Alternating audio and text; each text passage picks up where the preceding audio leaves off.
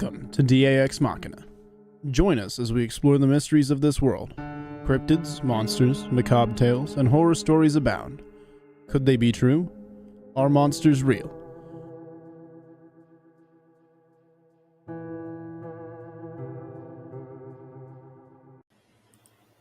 Folks, and thank you for joining us on another edition of Ex Machina. In the house with me tonight is Robbie Rip Rains, and I had to put this comment up right off the bat. Miss Lene says, "Hello, everybody. Are you ready for a Rip snorting show?" Well, I guess since he's Rip, I must be snort. That just struck me funny. Sorry, Robbie. How the heck are you, brother? I don't know how to take Rip snorting. That. Other than that, I'm good. That's funny. I don't care who you are. That's funny. I broke DA, folks, already. Well, I've been broken for a while, so it's nothing new. Got to adjust my camera down a little bit. There we go. I was kind of centered low on the frame there. Robbie had some interesting trouble. Almost didn't make it tonight because one of his dogs, was it Cap or Bucky? It was Bucky. Decided that his Ethernet cable tasted like licorice and chewed it up. I don't know what I'm gonna do with that boy. Kim Jones says, DA, I'd say Blood Eagle was amazing and awesome. I am glad you liked that. I was just going to mention that. If you guys hadn't heard, Cam Buckner has released another full audio on the Dixie Cryptid channel. It's the audio to my book, Codename Wild Hunt, Operation Blood Eagle. And I got to say, I listened to the whole thing because I love listening to Cam's narrations, and he knocked it out of the park. Cam was awesome. His pronunciation of some of the words was a little rough, but that's what I love about it, because it just, that's Cam. Yeah, it's Cam. I mean, it's just, you don't want, if I wanted absolute grammar perfect pronunciations, I'd let the AI do it. But you don't get personality from an AI. You don't get great storytellers from an AI. And Cam is a great storyteller, and the way he narrates that story is just top notch. Yeah, I mean, we listened to it going. We listened to Wild Hunt Odin's Call going to LBL. There's a couple times on there he called, instead of calling Clark Thunder God, he calls him Thunder Guard. Well, the first time Johnny looked at me, Guard. Did he just call him Thunder Guard? He has the hardest time saying Mjolnir. Yeah, and he says that about 5 different ways. But I love, and Johnny said the same thing. He said that's the quaintness about it. That's what makes it so good, because it's not like it's some better than it. It's just it's very personable. It's very, very connectable. It's relatable. I don't want it to be picture perfect. I want it to be alive, and Cam gives that story brings it to life, and that's exactly what I wanted. And I love how his German accent sounded vaguely Hispanic too. Yeah, I saw one of the comments somewhere on something. It might have been on Woodwalkers on Sunday, because of course House was letting everybody know that it was out, and somebody said something about love Cam's Hispanic accent. Ha ha ha! I mean German, or something like that. Something like that. It was funny. But it was a great time. I mean, listening to Cam do books, and I don't necessarily just mean mine, because he does a lot of different audio. But listening to Cam, I used to listen to him when I was working overnights, driving in a patrol car. Be nothing going on in the middle of the night. I'd throw one of his podcasts on, keep it down low enough I could still hear my radio. But it's just like those old time radio serials. I mean, you can just picture it way he narrates, and he did a fantastic job. Mississippi German and Cajun.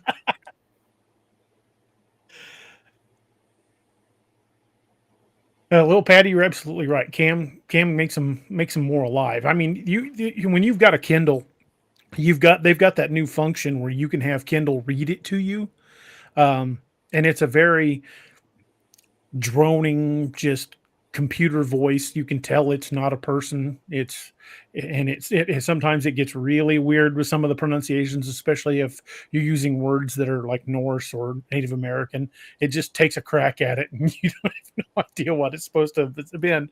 But there's no personality to it. It's just you can enjoy the story and listen to it, but you lack those little personality cues, those little subtleties. And in the background, like one of the things that I love the best about Cam's in the background is when they were invading Analco and they're talking about the firefight and everything, and you hear him pause for a second to take a breath and hear the chickens in the background. Yep. Oh, I love that. That kind of stuff.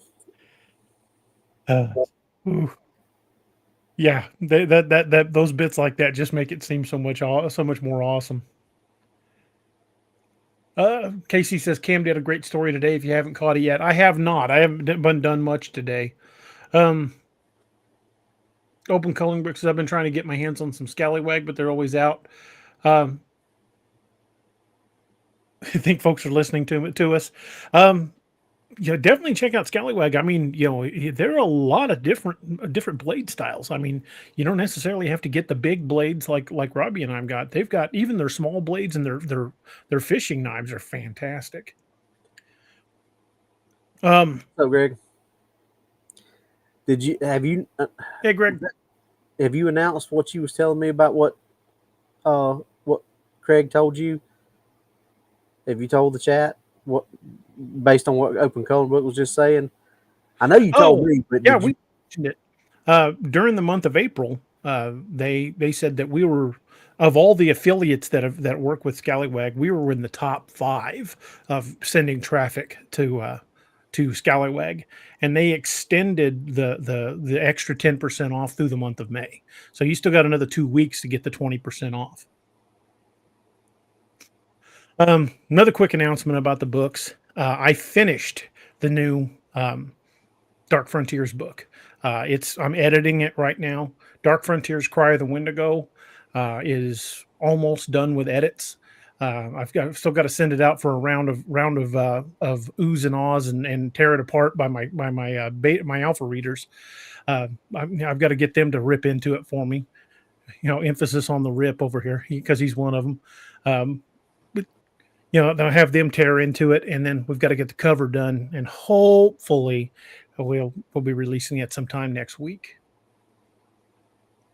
That'll make number 32. Yep. And I got to get a hold of Cam this week, but I believe the next audiobook of mine he's doing is the first of the Dark Frontiers novels.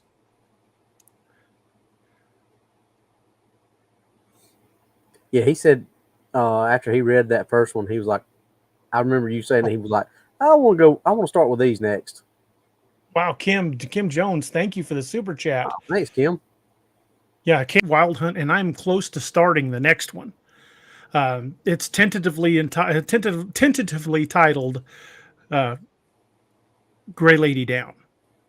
It's going to be called tentatively at the moment be called Codename Wild Hunt Gray Lady Down. Maybe I want to make sure I'm not going to get in trouble for using that title because there was a movie of that name filmed back in the 80s. Great movie. But I think that'll kind of hint as to what's going to happen in this book. Open Coloring Book says, DA, thank you for letting Cam do that audio. My sister's on bed rest. Came off the rest today. Came off the res to help her, and she loved listening to it. I'm sending a few of my books when she's stronger. That is awesome. Thank you so much, and I'm really glad she enjoyed it. And we are doing more. There's going to be quite a few more projects coming with Cam. In fact, I think Cam's planning on doing a good chunk of them, and I think I'm going to be discussing this with Robbie and Doc and possibly Steve about us narrating some of the stories. We'll probably just, instead of doing them like polished and edited like Cam does, we'll probably just sit down like on a show and do a chapter, and they'll read their parts and I'll read the narration or something like that. We've been getting a lot of requests to do that. Yeah, we have, and I think it'd be a lot of fun. Miss Neoma says, I'm about 99% certain you can't copyright a title. I think so too, but I need to double check that before I call it that. Because it's something I don't want to get a cease and desist letter over, but I really like the title. But I've got some feelers out to some friends I want to talk to him and find out exactly the right terminology. I don't want to reveal too much about the potentiality for that story, but I've got to talk to somebody. Robbie's going to be helping me with that. We're going to talk to a couple people, and that title is probably going to change, but that's the working title at the moment. Oh, that's cool. Arlen Neal. It didn't come up. God dang it. I click on something, it doesn't come up. So I've read Dark Frontier about 5 times. I'm going to reread it again. And when I read it with an Irish accent. Well, that's good because Declan's definitely got one. And it's the funny thing is I kind of patterned, well, even Declan's Irish, kind of patterned his personality a little bit off one of my grandfathers. Everybody said that the madder he got, the thicker his accent got. Same thing happened when he was drinking. The more he drank, the thicker the accent got. I've known a few people like that. Well, he just knows Scott, so that's all it was. I was going to say something else and it completely slipped my mind. Chat is just cranking by tonight. Yep. We already got 120 in here. Holy moly. We is rolling. Well, we are going to talk about some new encounter stories I've heard. And then, we'll probably just talk in general about Bigfoot. I don't think Ryan's going to be able to make it tonight. He was having some computer issues, and Doc and Steve both had to work. So you just have to put up with me and Robbie tonight. Yep.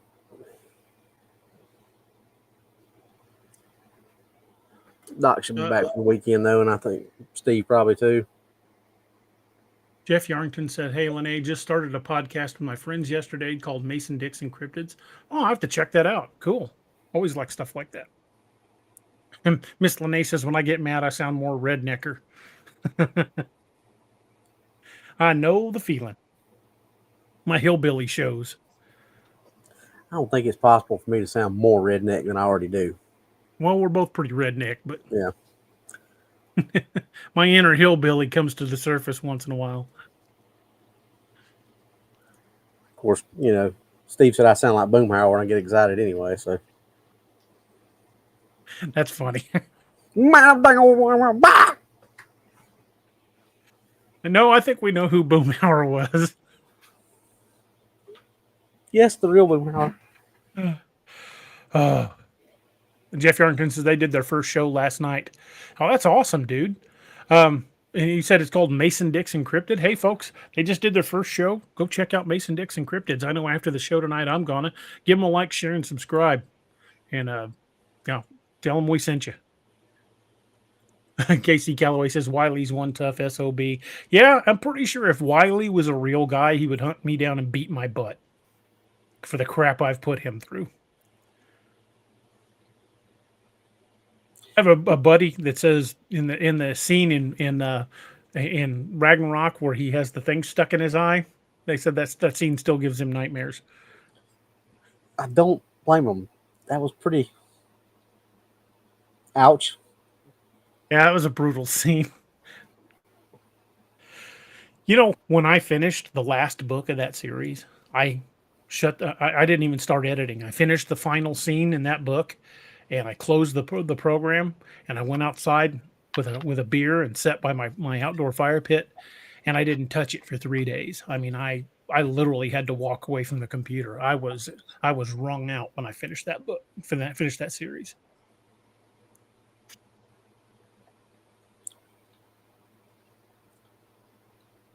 Casey, you sound like the boy from Sling Blade or Carl. Well, they both had a pretty distinct accent. Casey says, "Da, you're horrible to your main characters." Yeah, I chew the real estate. I kind of subscribe to the theory that Jim Starlin spoke of. Jim Starlin was a comic writer for years for Marvel, and they used to call him the Grim Reaper. And Starlin's philosophy was every great story begins with a death, and I kind of stick with that theme a lot. Yep, you sure do. Greg says, I need an outdoor fire pit. They are handy. I love mine. It's been so wet here lately, I haven't been able to use it, but I've got plenty of wood for it now. I've just got to get it cut up. We had a couple of really big branches come down, and my chainsaw just ain't big enough to cut it. I got to get somebody over here with a much bigger chainsaw than mine, because some of them damn things are this big around. My little chainsaw is good for branches, but it gets much bigger around than that. Forget it. That thing ain't going to handle it. Miss Naomi says sub number 20 for Mason Dixon right there. All right. Congratulations. Linda Bergman says, I cried when Odin died. You know, I'm as a writer, I know we're supposed to be talking Bigfoot tonight, but you guys got me talking books. As a writer, one of the greatest compliments you can get is to hear that one of the scenes you wrote inspired so much emotion that somebody actually cried for a fictional character for something you wrote. And that is huge praise. And I've over the years, I've had quite a few people tell me that they had scenes that I'd written that have touched them that deeply. And it moves me every time. It is something that affects me profoundly to know something I wrote was able to touch someone else that deep. And not always in a good way. I had one guy when I killed off a character in the Ragnarok series who was so pissed off. I was doing a show in Kansas City, and he drove from he drove from Oklahoma City to Kansas City to come to the convention just to argue with me about killing that character. That means you are touching people's emotions. You're getting people invested. Hey, Greg House is in the house. What's up, buddy? Operation Redneck down. The team saves Coonbow and Woodwalkers from boogers. Greg, I told y'all Sunday, if you only knew the conversations that have went on. I'm trying to figure out which series I want them to pop up in. I'm not sure if it's going to be Apex Predator or Wild Hunt, or heck, it might even be something completely off the wall. And for those of you guys who read my collection of short stories I just released, I got a lot of people commented on the story about Rocky, the monster of Penabetes Creek, about the character of Rocky, the 12-year-old kid that rode his horse trying to outrun dogmen to save his family. I love that little story, and I've already started another story about Rocky. It's going to be a few years past that. He's going to be a little more. He's still a teenager, but he's a little older, and I think you guys are going to enjoy that. I've also got another one started, short story started. I'm hoping to have done maybe next week. That's about the Bowie brothers from the Operation Lily, Matches and Jedediah Bowie. They're coming back.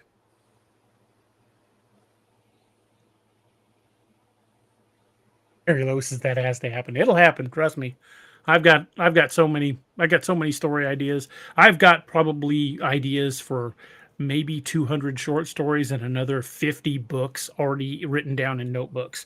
I keep little notebooks, little journals like this next to my computer. I've got one on the arm of my recliner, and I get a story idea. I just open it up, write it down, and I'll start fleshing it out later. I have got outline notes for so many stories. If I live another 50 years, I won't run out of them.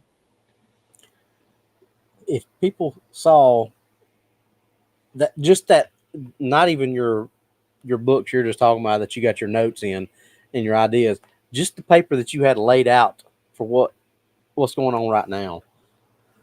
Guys from the Strange Road are here. Is that Mikey and Bub, or is that both of you guys? What's up, guys? Guys, make sure you're checking out the Strange Road too here on YouTube. Those guys are awesome. Jeff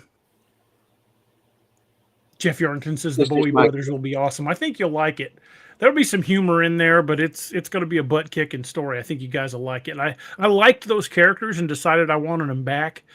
So at some point, those two are going to become main characters in a series. I don't know if it'll be a series of their own or if I'll wind up having them join one of the other casts.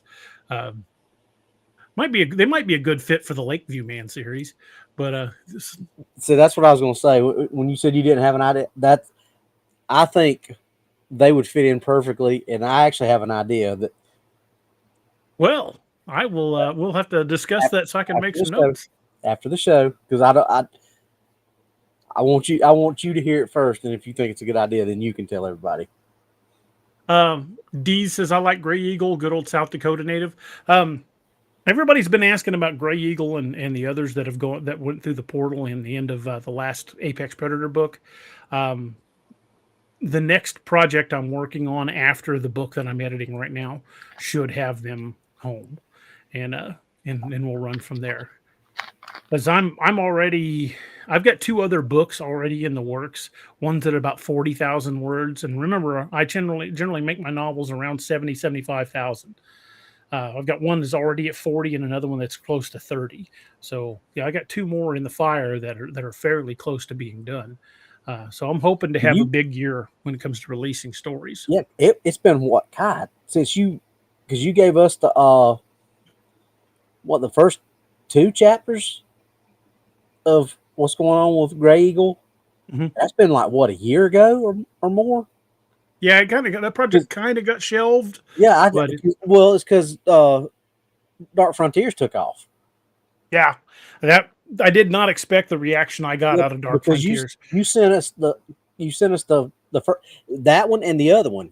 You sent us like 2 chapters from each of those books, and that's been over a year ago. But then Dark Frontiers just lit fire, and yeah, didn't expect Dark Frontiers to take off the way it did. So it's kind of what those others got sort of shelved. Got $2. Got a super chat from the guys over at Strange Road. Thanks, dudes. Appreciate it. If I'd have known you guys would be here, I've been wearing my Strange Road hoodie. I got a Strange Road hoodie from those guys. I also got a t-shirt that I bought. I've got this, which they got some really cool merch.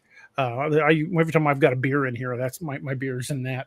But I love their merch. They've got some great stuff. We need to do a part 3, I think, with Mikey and Bubs. Is it 3? Yeah, definitely part 3. We're going to set that up soon. Noah's in the house.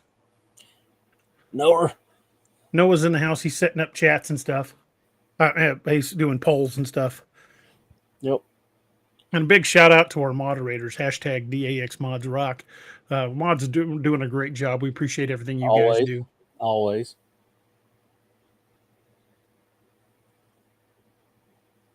Oh, if we bring the crew in, the crew in from Woodwalkers on a Lakeview, man, it's gonna have to have Spencer being chased around by some white sauce. Or no. This is not my idea, but I just thought of this. House finally gets him to try it, but Bigfoot really does like it, and it comes in and starts chasing him around to get the white sauce. I'm sure Spencer's just shaking his head right now if he's listening. We love you, Spencer. If you listen. Definitely. But seriously, I do have a pretty good idea for them 3. Greg Sauce says white sauce is his kryptonite. Yeah, they got on a tangent about the white sauce sundae. It was hilarious. Caught part of the show on Sunday, but didn't get to catch all of it. I have to go back and finish watching it. It was good. I watched about the first 45 minutes and then had to go tackle some stuff on the honeydew list and haven't had a chance to get back to it yet. Miss Naomi says, as long as Bigfoot doesn't like Sweet Baby Ray's, I'm good with that. Well, we never know. How can you not like Sweet Baby Ray's, though? Oh, definitely. Definitely like me some Sweet Baby Ray's, especially the sweet and spicy. Mm-hmm. As Guy Fieri says, I'd eat that on a flip-flop. I'd eat that on the south end of a northbound skunk. Well, the first story I've got for y'all came to me kind of fairly recently, and it's kind of weird. It's a Bigfoot encounter story, but I heard it third or fourth hand. It was a friend of a friend kind of thing. It supposedly happened down in southwestern Arkansas, down toward the Texas border, which is pretty close to Fouke, Arkansas. Apparently, there was this old man that lived lived out by himself. His wife had passed away, and his kids were grown, and they'd moved away. And he lived in this old farmhouse by himself. Well, he called a game warden one night and said, "Hey, I need you to come down here and tell me what this thing is." So, Game Arkansas Game and Fish goes out to his property, and the old man knew the officer, and he takes him out in the backyard and he shows him these gigantic tracks, and he says, "What is this?" He says, I don't know this. I've never seen an animal like this. It's coming up around the house at night." And of course, Game and Fish didn't want to say what it was. It was a large, about 19-inch track, about an inch, inch and a half into the ground. So the guy's like, "I don't know. It's probably a bear." And the old man, I think the old man was pretty wise to that and didn't really believe it was a bear, but he didn't say anything. He said, "Well, why don't you stick around a little bit?" It was middle of the day when the guy came out. He says, "Why don't you stick around a little bit? I'm fixing to make some supper, and I just want you to sit out here on the back porch with me and listen." And the guy's like, "For what?" He says, "Well, he says, I'll tell you." So he gets the game warden, says, "All right, I don't really have anything going on right now. I'll stick around for a little bit." So the old man makes some sandwiches and some iced tea, and they go sit out on the back porch and eating their sandwiches and drinking iced tea, and just kind of sitting there relaxing in a couple of rocking chairs. And game warden finally says, "What?" He said, "What's going to happen?" He says, "It'll happen here soon." And right right at dusk, as the sun was starting to get low, they start hearing all hell break loose down in the valley in the woods behind his house. And the old man described it as sound like a bunch of chimpanzees, and what he used the word chittering. I don't know what chittering means, but he described it as chimpanzees and chittering. And the game warden got pale and said, "I don't know what the hell that is, but I ain't never heard nothing like it." He said, "How long you been hearing this?" He goes, "Oh, for about 20 years now." He said, "But only recently have I started getting these tracks." And then the old man turned and pointed, and lo and behold, at the back of his yard, because he had a big backyard that he mowed, but it butted right up against the trees. Big stand of trees that ran down into the bottomlands. Standing inside his yard was a Bigfoot. It had walked out and was just standing in the yard staring at him. Knew right where they were at, and it came right out in the open with plenty of light that both him and the game warden could plainly see it. And it just stood there and stared at him. And game warden, game warden's freaking out. The old man's like, "Well, that's new. I've never seen it come. I've never seen one of these things come out in the daylight." And so the game warden tells him, he says, we need to get you in the house and get you shut up in here. And wouldn't tell the guy why. So he gets the old man in the house and locks the door. And he says, "From now on, you do not go outside of your house after dark." And the old man's like, "Why?" He said, "Well, I'll tell you later, but I need to go. I've got to go get some, go talk to my boss and tell some folks a few things." So guy leaves. The old man stays in the house locked up. Next day, the game warden comes back with another game warden. He says, "Do you have anything come up around your house last night?" He says, "Yeah, I did." He says, it hit on the side of the house and tried to doorknobs.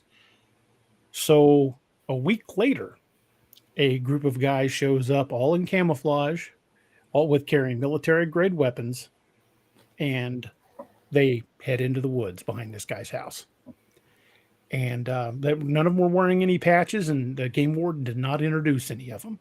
And they were out there for the better part of a couple of days before they came back and said, "You shouldn't have any more problem." So the old man sets the game warden down. Like I said, he knew him. He said, "All right, I want you to tell me what the hell's going on." He said, "This isn't the first time this has happened. We've had a few cases in the last 10 years or so where elderly people have gone missing, and we've just shut it up as somebody with dementia wandered off. But we think these things are finding elderly people that live alone, and will kick the door in and take them." And that came from somebody from Arkansas Game and Fish. Man moved in with his son after that. A lot of these people that live on their own like that have done that, that, and I say this because I'm probably going to be one of them, that just have lived by themselves for the better part of their adult lives, and just don't expect any help from anybody, but they live out in the middle of nowhere.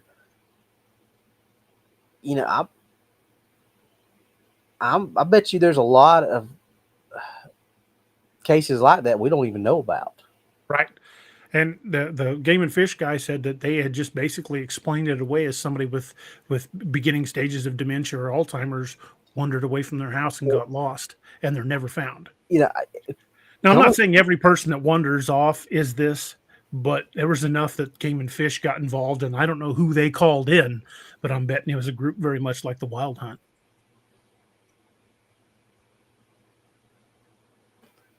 that just rung a whole new bell. It freaked me out when I heard the story. Again, I can't verify the story. I don't even know if the guy, the old man in the story, is even still alive. Supposedly happened about 15 years ago down in Arkansas. But over a period of like 10 years, they had quite a few people that lived in rural places that just gone. And these, you know, they were elderly people that lived alone, and somebody'd go to check on them and have no idea how long they'd been gone. Would a lot of times find the back door open. In one case, there was an old boy that lived down near Hot Springs, just outside of Hot Springs, that they said they claimed it was a dementia patient that wandered off, and they looked for him for a few days and never found him.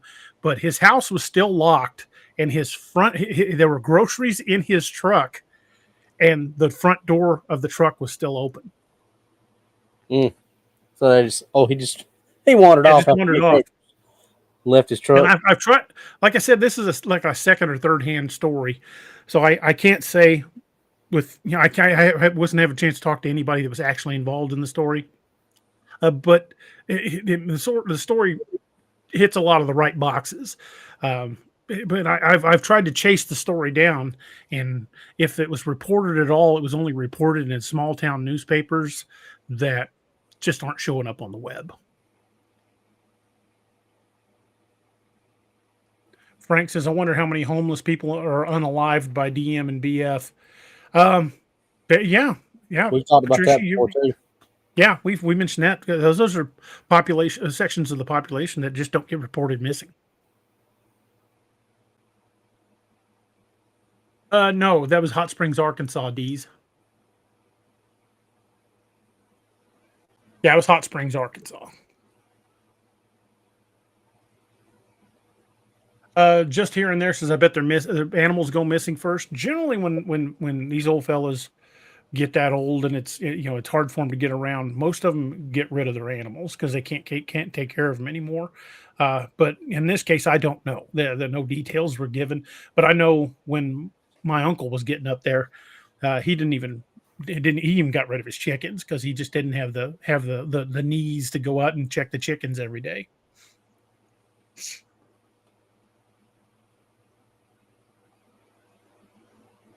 Hey, Bowers, I'm right there with you. Linda Bergman says, yep, Dogman could have gotten that poor guy. But the thing is him and the game warden both saw a Bigfoot creature. It was not described as a Dogman. It was described as a large, hairy man. Came out of the woods and just stood, in plain view and stared at him.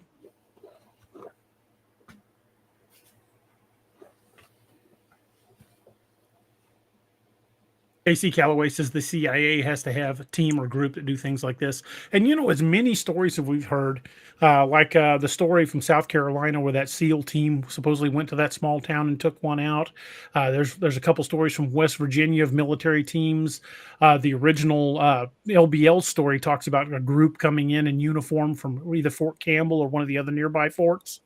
So we've got a lot of these stories where military teams come in, but it is uncommon for a military unit, especially an active duty military unit, to come in for a missing person. It's kind of unheard of. I've done search and rescue before, and there was never military involved unless they were volunteers from a local National Guard unit. Mm-hmm. They don't bring out the military for somebody that went missing in the woods. So when a military unit like that gets involved, it's kind of rings a little bell, kind of a little bit of a red flag that something more is going on than we're hearing. Well, it's just like you said that, when we thought there's a possibility that helicopter that I saw that night could, possibly have been a military helicopter. You're like, that's just odd in itself with it being scrambled. Well, you and I both know it takes hours, sometimes the better part of a day, to get search and rescue coordinated to the point they got a chopper in the air. That not within hours. Yet it takes time to get search and rescue organized. And even then, if somebody says, hey, they've only been missing for a few hours, they're not even going to call in search and rescue yet. No. Kirst says, oh, I'm sure people get snatched, especially homeless. 2 incidents I personally experienced have solidified that belief for me when I was working as a security patrolman, driving around remote areas. Yeah, I'm right there with you, man. I firmly believe that some of these missing person cases, especially when we're talking about homeless or undocumented, they don't get reported and we'll never know. Yeah, because what did we look at the number one time of the transient population is up in the probably hundreds of thousands or more. Yeah, and according to NAM US, more than 600,000 people are reported missing every year. Now, a good chunk, I'm not saying that cryptid's responsible for all of that. I'm not saying that in any way, shape, or form. What I am saying is that's a lot of people that go missing every year. A lot of them turn up within a day or two. A lot of them are never found. But of the ones that are never found, it's highly likely that, there are things like cryptids involved in why they disappeared. A lot of it's, I'm sure a lot of it's human trafficking. Others are somebody that got, ran afoul of the wrong person. Their body got dumped where it never will never get found, and they're still a missing person. But I truly believe that at least part of that, even if it's 1% of that a year that go missing, if it's 1% of that is cryptid related, that's still 6,000 people a year. Mm-hmm. Rodney's got a good question. Well, the thing is about that is, well, if I'm sure you were he's in law enforcement, right? That was your chief? He was. Okay. Yep. You've seen some. I'm sure you've seen some of those body farm images that I know I've seen them. We've watched them in training videos. But how often do you go out in the woods and find intact skeletons of deer or even possums or anything? You might find a carcass that's fairly fresh. You go back in a week and it's gone. It's because as things get broken down, as scavengers and everything feed on these, the bones get scattered. And sometimes if you find human bones in an area, they may be broken down so small you can't even tell what they are. The weird part of that is even in areas where they have found, like cadaver dogs have found bodies, usually the body's scattered over a wide area and it's just stumbled on by accident. Very rarely do you hear about somebody that was just out on a day hike and stumbles across a human skeleton, much less an intact one.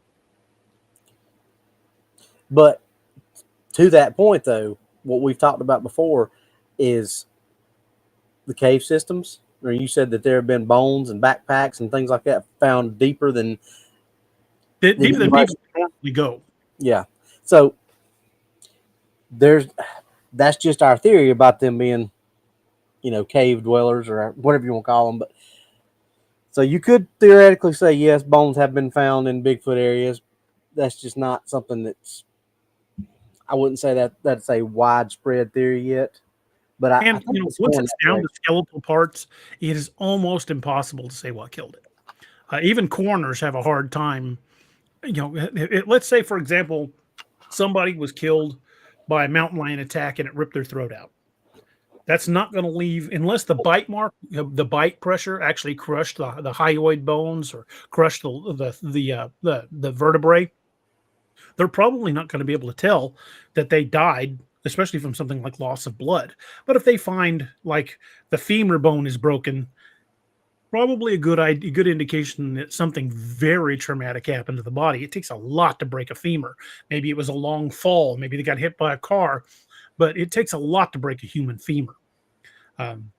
But the smaller bones, like I think I've broken every bone in both hands. I mean, I've broken bones, and part of it, roughhousing as a bouncer, part of it as a corrections officer, part of it when I worked at, security. I mean, at one point in my career, every finger on both hands has been taped to the one next to it for an extended period of time. It got to the point where I didn't even go to the doctor for them anymore. I just pulled it back in place, taped it up, and went back to work because it became so commonplace. and jamming or breaking a finger, there's not much they can do for it. I mean, they can set it, tape it up, and they send you home with some Tylenol. That's really about all they do for a broken finger. So I stopped even going to the ER for it. Yeah, I've got arthritis in all of my knuckles now because of that, but it was an occupational hazard. It happened. Robbie, how many fingers have you broken over the years?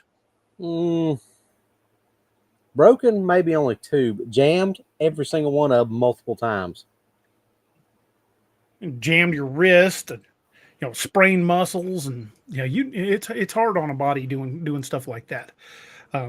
So when it comes to when they find even if it's an intact skeleton, which is rare, but generally if they find a skeleton, it's scattered. But if they find an intact skeleton, if they died from hemorrhaging or from like tissue damage, it's not going to show up on the skeleton. So it's very difficult to say what the cause of death was from bones. So even if it is a Bigfoot area, unless you caught the Bigfoot in the act of killing the guy, odds are really good you're never going to with any certainty be able to say this is what killed it, because it could once you're looking at the skeleton, once it's bleached and been out in the sun and predators have chewed on it, it is almost impossible to say what the original source was. It's very difficult, and it's well beyond my skill.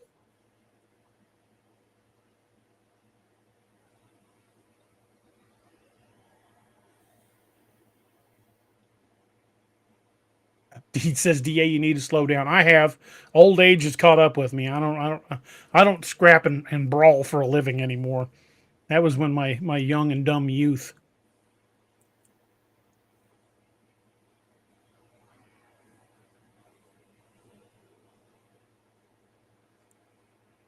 Linda Bergman says, direwolf tooth punctured cow rib. Yeah, we can tell what like tooth marks on a bone are from. We can tell, like what blunt force trauma to a bone, like where an impact point on a skull is, and at that point you can probably identify cause of death. But if it's a tissue damage or they bled out, there's not going to be a lot of damage to the skeleton other than what's left by scavengers. So it's hit or miss with doing a quote unquote autopsy on the skeleton. As an autopsy on the skeleton just really involves them studying every millimeter of the bone with a magnifying glass. KK Bauer says, DA, a little off topic, but I just saw someone supposedly had a picture of a thylacine. I couldn't tell for sure. There are a number of people who've recently come forward in Australia that said that I had a visual sightings. Tomb, who used to be part of the show, his wife and mother saw one not far from their house. Forrest Galante just released a video yesterday. And I think it wasn't his video, but I think that's probably the one that they're talking about. I hadn't got a chance to watch it yet, but from what, and I know a lot of that stuff's clickbait, so until you watch it and see what it actually says, but it pretty much the way the title of the video was written, and it was for Forrest's on podcast, it was like the debate's over, it's alive or something like that. I can't remember exactly how they worded it, but he's been saying for years that the thylacine still alive. So, look at the ivory-billed woodpecker. They swore it was extinct, and now they're finding it in some places in Arkansas and even southern Missouri. Yeah, Curse, the guy on Joe Rogan, that's Forrest Galante that I'm talking about. He's been on Joe Rogan. I can't remember which streaming service it is, but he had a short-lived series where he went and investigated animals and stuff. Mm-hmm. He did a really cool episode about crocodile attacks in, I believe it was the Congo, because he used to live in Africa. But that little short-lived series he did was pretty good. Ginger, a thylacine is what a lot of people call a Tasmanian tiger. One of the most unique characteristics about it is how far it can open its mouth. Yeah, 180 degrees almost? Yeah, it is intense how wide that thing can open its mouth. D says, DA, are you sure? Are Bigfoot sightings up from 2023? From what I'm hearing, yes. There seem to be, and I don't know if it's, more people are just coming forward. I don't know if it's that people are seeing them more often, or if it's that places like shows like ours and Woodwalkers and Jessica Jones's show, and if shows like that have made it more approachable, that people are feeling more comfortable to tell their stories. So it could be any one of those. It could be a combination. But I definitely believe in 2024 sightings have been up.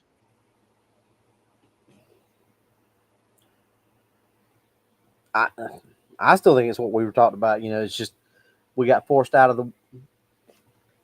the outdoors for so long, and it does not take nature long to take back over something. Very true. We don't have the Teddy Roosevelts and the Daniel Boones and the, Davy Crockett's to go and push things back like we did back then, and they're just not moving anymore. And that's why sightings are up. I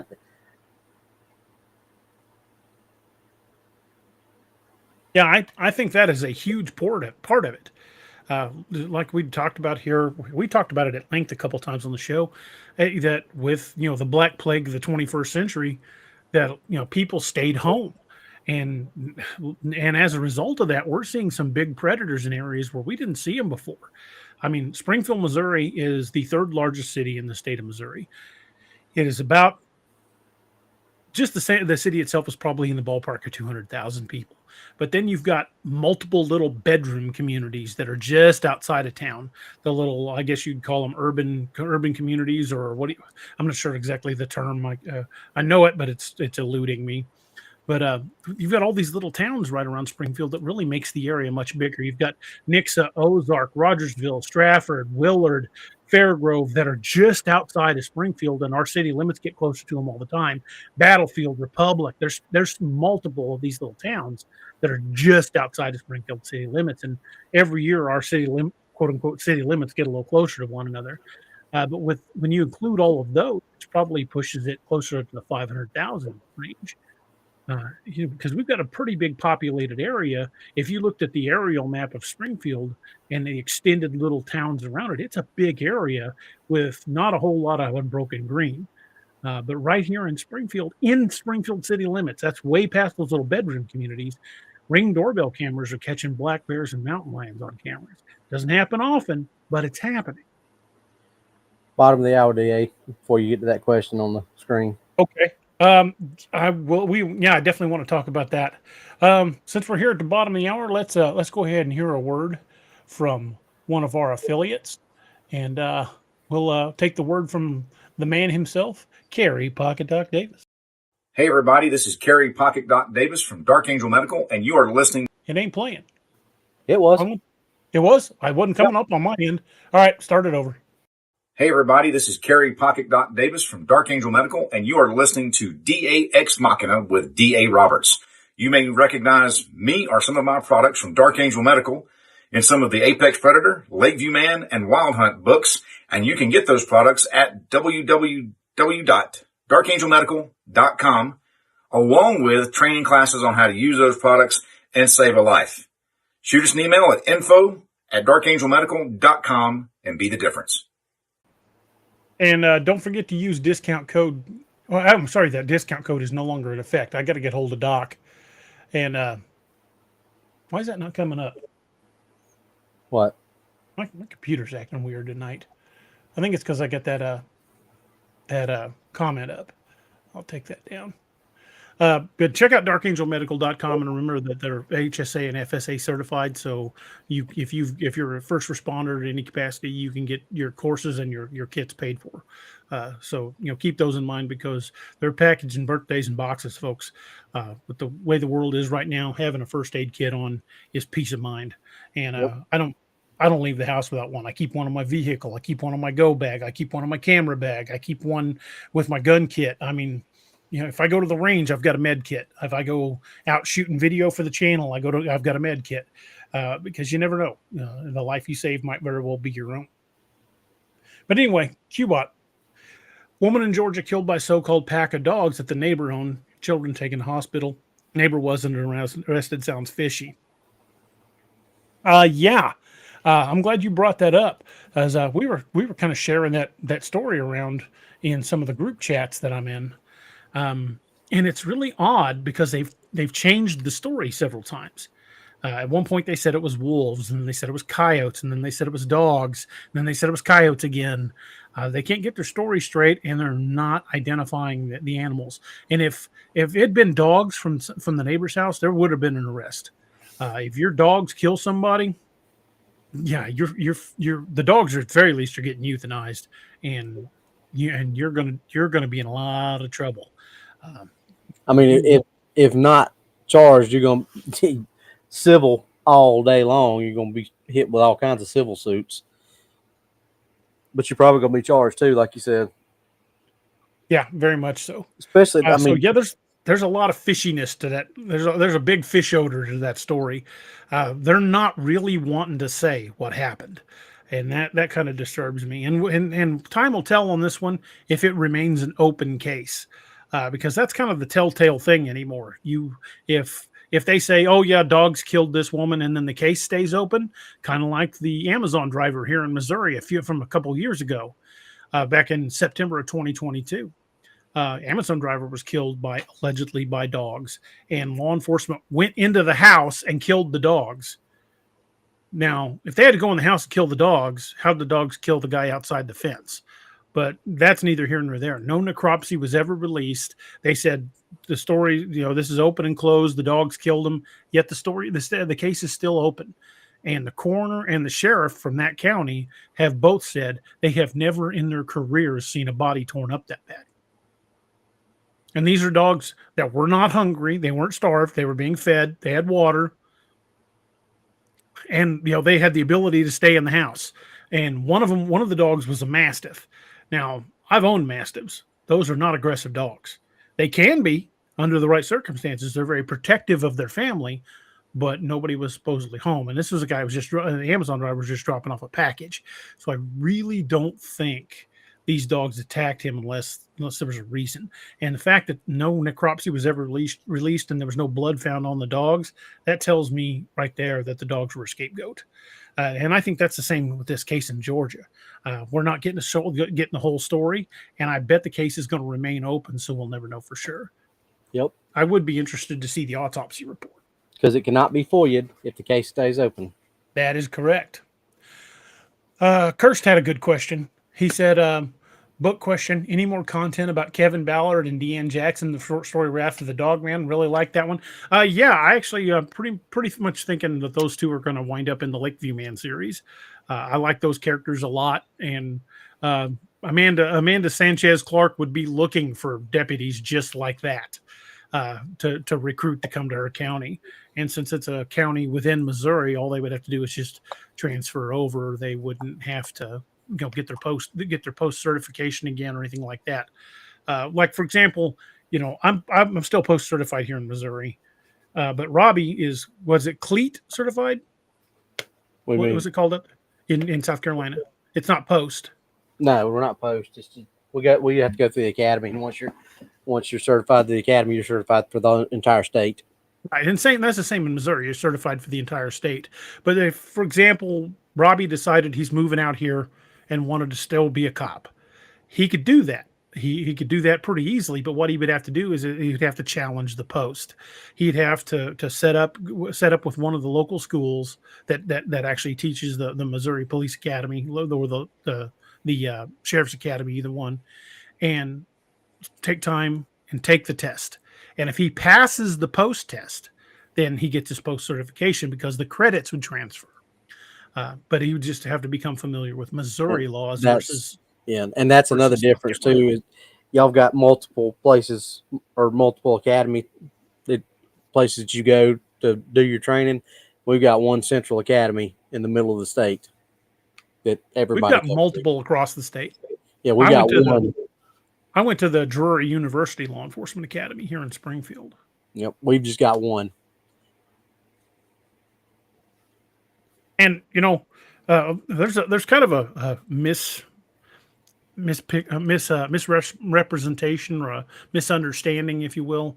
People think that you decide you're going to be a cop, you go up and you apply at the local department and they give you a gun and badge and kick you out on the street. It ain't like that. Law enforcement academy is pretty intense. You've got to, not only got to learn federal and case law and state law. In some cases, you have to learn municipal law. You've got to do hours and hours of class training. You've got to do hours and hours on the range. You've got to do hours and hours of defensive tactics. And then once you get that certification, then you have to go through all the background checks and everything to get on with a department. And once you're in that department, Missouri requires, I believe it's now 24 extra hours of class credit every year to keep your post. So you're constantly going through more training. And ours is a little bit different than that. You go through all the background stuff before you go to the academy because you have to get. Oh, you have those here too, but it's much more intensive for the department. But you have to be hired here by department and sponsored to go through the academy. You can't just it may be this way in Missouri. In North Carolina, if I lived up there, I could go to any technical college and I could take the criminal justice academy and have all that stuff. But I would have to go get hired at a department. And they would put me through the driving and shooting, all that stuff. Is that kind of the way it is down there? No, we even in the academy here, you'll get your tactical driving courses. You'll do your range time, but then when you go to your department, you'll actually go get more in-depth training. Now it's everything. When I went through, it was 8 weeks. Now it's 14 weeks. You have. I can't think of remember what they're calling it, but now the first 4 weeks of your training, it's just videos that you have to watch, all the legal stuff and all that. Death by PowerPoint. When Rodney and I went through, though, it was different. You got hired, and once you got hired, you had up to a year, I believe. Correct me if I'm wrong, Rodney, but I believe you had a year before it went from your hire date before you had to actually go through the academy. I know you go through as soon as you got hired, but it's just a matter of the academy having a slot for you to go through. But you went through all your background and all that stuff at the department, and then you still had to go do your fingerprints and all your background check at the academy. And then you started, once you got through all that, then you started the academy, and it was 8 weeks. And you went through legals was your first 2 weeks, I think, and then it was juvenile stuff, and it was my academy was 6 months. Well, ours wasn't 6 months, but it was about 50 hours a week in the classroom too. Yeah.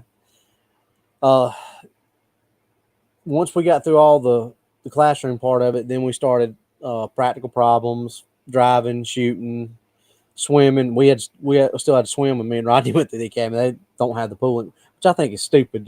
There's a lot of waterways in South Carolina, but they've taken the water safety part out. I think that's stupid. But yeah, there's our derailment for the night. Yeah, we kind of got derailed there. So yeah, okay. So there's some that need a lot more. I definitely agree. Yeah, I totally agree. Nobody hates a bad cop worse than a good cop. Absolutely. Because they make us all look bad and they make the job harder than it needs to be. Another interesting, I don't know if we really call it an encounter, because the guy that was telling me the story doesn't know for sure what it was. Just that he saw something's eyes blinking, looking in his window. He was sleeping with his bedroom window open, as we tend to do us hillbilly. Not so much here in town, but when I lived out in the country, it was not uncommon. If it was a cool night, comfortable night, and we didn't need the AC on, we'd sleep with the windows open and just the screens. And heard something at his screen. Sounded like it was like scratching at the screen, and looked over and saw the eyes of something looking in his window, and the window's 10 feet off the ground. So, and he said the eyes were set far enough apart. It wasn't a raccoon or a cat or something like that. It was something standing outside his window, but outside his window was chat. so he couldn't find any prints of anything. But he said that he'd heard some of his neighbors report the same thing, that they'd wake up and thought they'd see something looking in their window, and they'd flick a light on and it'd be gone. So that's, I don't know if I really call that an encounter because we don't know for certain what it is. But a window that's 10 feet off the ground. Well, it's definitely something. Unless you've got a peeping Tom with a step ladder running around, it's something pretty good sized.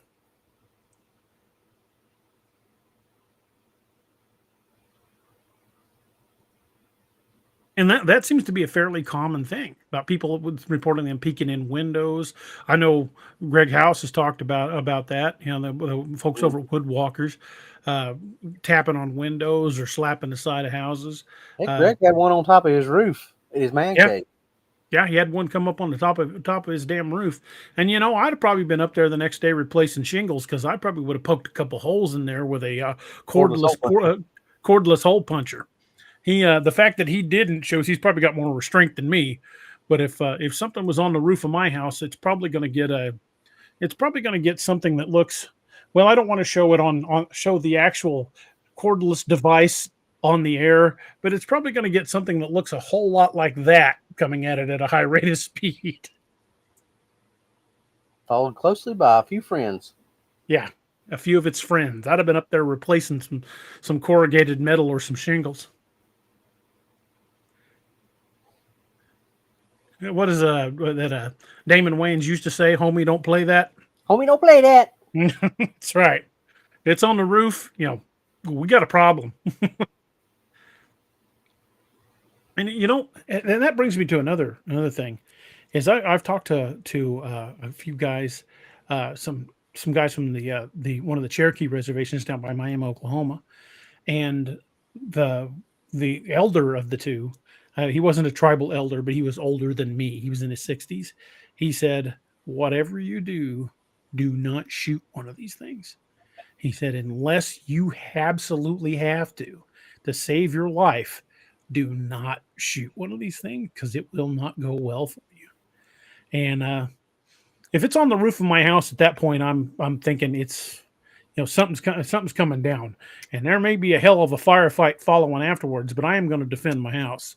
And again, I don't want to be the guy that drags one in. That's not my plan. I don't advocate going out and shooting one of these things.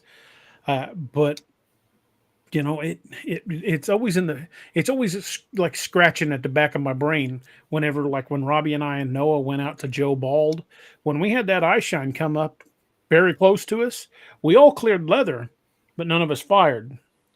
And at that point, I was really wondering, as far as we were from the car, we were a good 100 yards from the car. If we'd have opened fire, would we have made it back to the car? And that was always in the back of my mind. So this year, at the end of June, one of the last weeks of June, Robbie and Doc both are going to be here in Springfield to spend a week, and we're going to go out and go to some rugged places. And I'm going to be talking to a couple of buddies of mine about going with them in their boat to get us into some places that are impossible to get to by car now. Some of those closed parks we've been talking about. I know for a fact I know for a fact of at least two on Table Rock Lake that are closed off that you can't get in, and I know of more than that are still open, where you can still drive a vehicle. And Joe Bald was a perfect example. The park is closed; you can't camp there. You can still go down there and day fish, but they tend to run people out of there after dark. Joe Bald is one that's still open. You can still drive back in there. But Combs Ferry and Big Bend, those are both blocked off. One by a gate and one where they went in, our Corps of Engineers went in and freaking bulldozed off the entrance. So I'm gonna find a few other places like that, and we're gonna go into those places. And let's say it's going to be something significantly bigger than a 9mm that we have with us.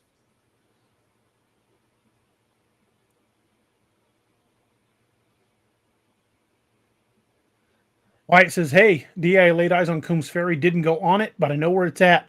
Hey, dude, you're one of the ones I was going to give a holler to. I want to get with you guys so we can get into Coombs Ferry. That one, I have not been able to get into Combs Ferry because my SUV will not get in there. I think if I had a good enough 4-wheel drive, I could still get into Combs Ferry from the land side. Robbie's got a good size 4-wheel drive truck. So we'll probably go down there during the day with the truck. But I want to go back in there at night. And the only way we're going to be able to do that is by boat because they shut that place down after dark.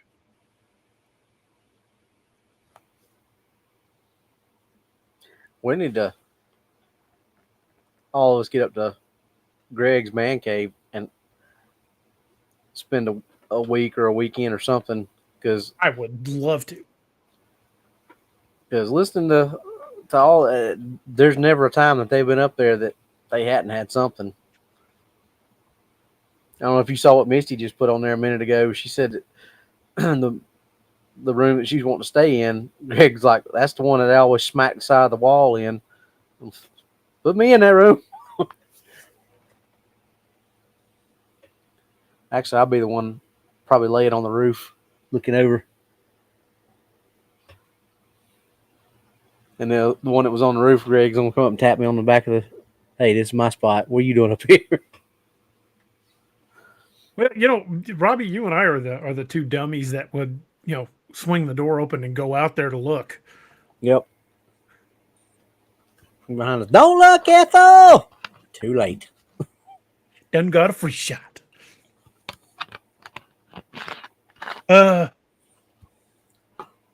Kay Bauer says, DA, did Lance Hightower from Monster 911 get hushed by the government? He hasn't posted in a year.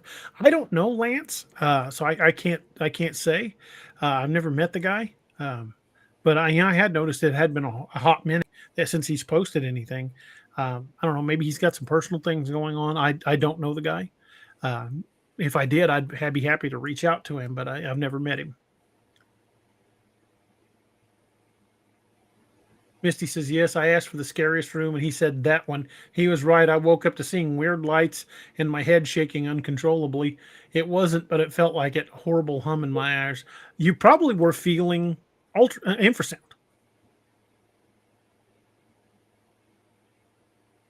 As one guy I spoke to that got hit with infrasound described it as it made it feel like his eyeballs were vibrating. And I think it was the liquid in his eyes were resonating with the sound.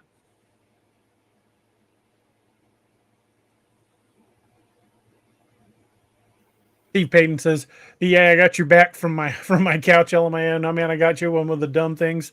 Well, dude, the more the merrier when it comes to pew-pews." Robert D says, by the way, MK Davis did some more work on the Freeman film. I'd get a hold of him soon.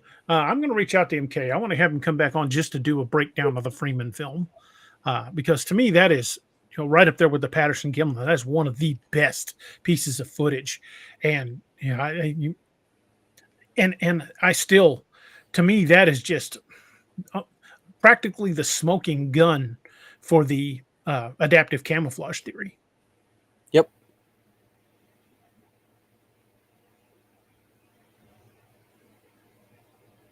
So Hog Hunter says, I'm the same way. I'd go looking. Yeah, I'm the dumb. I was always the dumb kid that wanted to be the first one through the door, not the second one. That's why I've got tack lights on all my pistols. Well, first one in the room.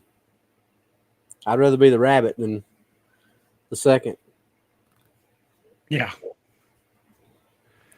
Misty says, Greg said they like me. I got out of the truck and two of them started making monkey calls 10 minutes after I pulled up. It was probably just Robbie in the woods, making hooting and hollering at you.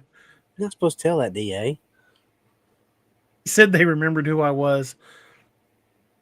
I'm sure they did. They're like, look, it's squirrel. In Bigfoot speak. Yeah. I'm sure that's what it translated to. But it probably more sounded like Ray Stevens and Harry the Hairy Ape. Well, the DJ played Harry's record. What? Shut up. It was a hit. He became a star. Oh, we missed the top of the hour. Yep, top of the hour. All right. Well, I'll throw up the words, and if you want to give us a little lowdown on Scallywag Tactical. Get my little visual thing here, and a certain person in the chat wanted me to use this one tonight because it belongs to him, because it's got a little something on it, same as DA's, except he wanted a little engraving done on it. But done to mine too. I know a guy. Know a guy. Hey, I know a guy. Anyway, Scallywag Tactical is another one of our veteran-owned affiliates. Craig and his team do an amazing job, make some amazing blades, top notch. And like DA said earlier when we was talking about that, you don't just have to get these big ones like we got. These great. Some of these big ones are pretty pricey.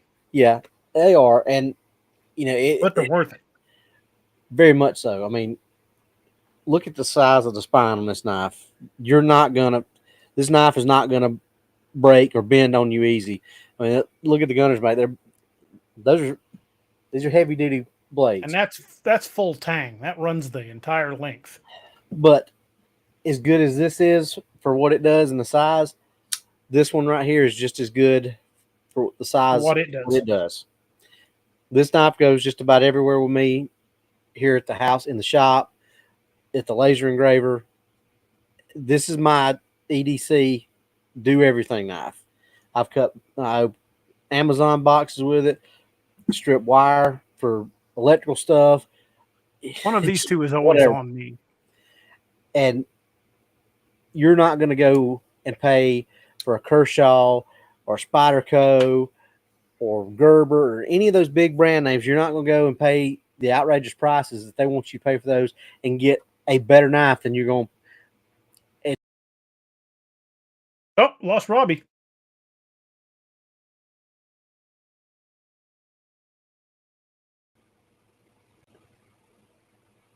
We lost you. The heck just happened?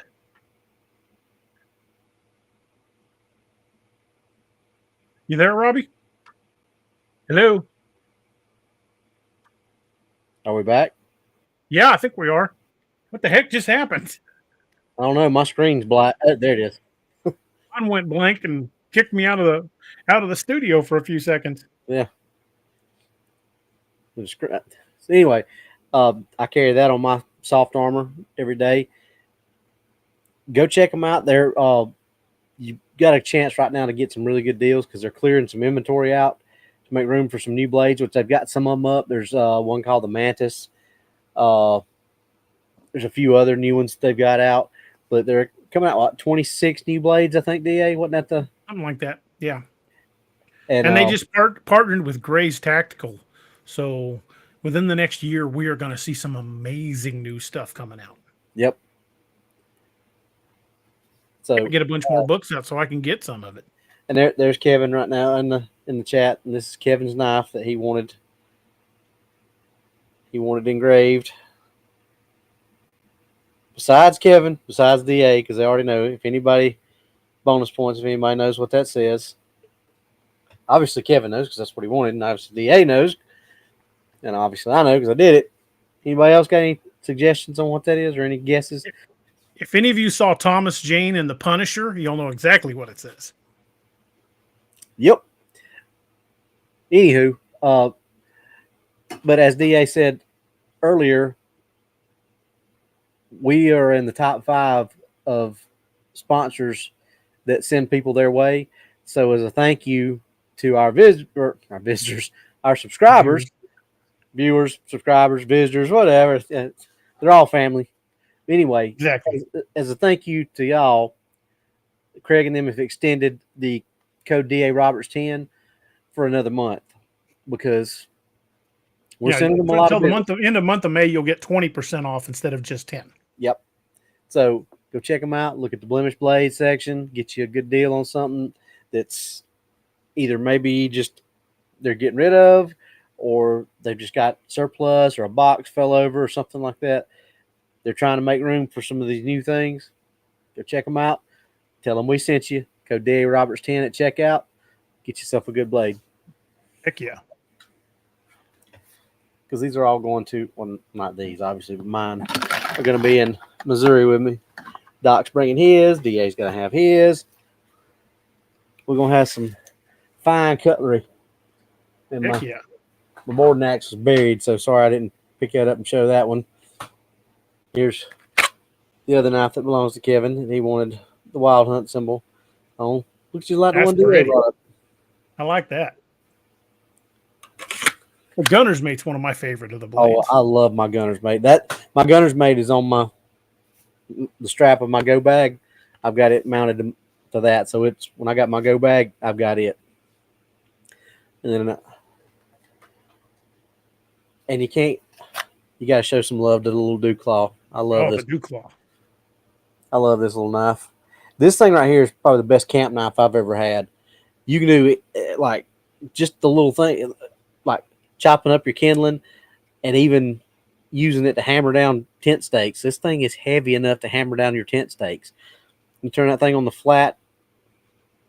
Or use that bottom edge of the that too. Right there. I use mine to kind of shave up kindling. Yep. And I mean, you can even use this as like a little mini cleaver, like if you're preparing your food at the campsite. I mean, this thing goes with me just about everywhere my bigger scallywag knives go to. And I think they make steak knives. They make a whole set of kitchen knives, and they are nice. I have them. I have a set of their kitchen knives, and those are probably the best knives I've ever owned in the kitchen. You talk about something you can just go and slice off a chunk of tomato that you so then you can read through it. Those are the knives, man. Those are stupid sharp, and they are just absolutely the best knives I've ever had in the kitchen.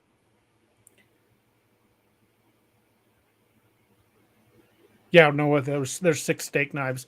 6 steak knives, 2 paring knives, a cleaver, a bread knife, a boning knife, a filleting knife, a sendoku knife, and a butcher knife.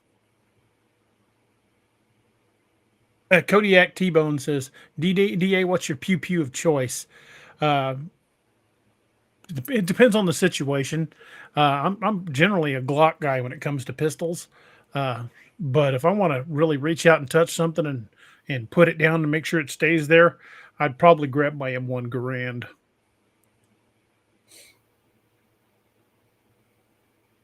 What about you, Robbie? Oh, you know my SOCOM's my go-to on if I want to put something down and make it stay. Now my long range is my 308 bolt action, but if I want something to go down and stay down, it's going to be the big girl. Marcus Antonius has a good question. Says, do y'all have any recommendations for a home defense shotgun? I'm experienced with shotguns and I live in an enclosed small apartment. There are a lot of good shotguns out there, and you'll see a lot of what they call gun tubers that talk about this shotgun or that shotgun. But what I can tell you from my experience is the best shotgun is the one that you are familiar with and the one you practice with, because any shotgun is a shotgun. I mean, it's going to do the job, but it's the difference is going to be your skill level with it, how quickly you can reload it, how quickly you can cycle around. If it's for apartment defense, you're definitely going to want smaller rounds. I would go with the Aguila shorties because they're not going to punch through drywall like a big 3-inch Magnum. Keltec makes a fantastic shotgun. I absolutely love my KSG. But there are any number of shotguns, and I would definitely consider using those Aguila shorties. They're half-size shotguns, and they will not punch drywall like a 3-inch Magnum will. And if you're defending yourself in an apartment, you've got to concern yourself on where that bullet's going to end up should you miss your target.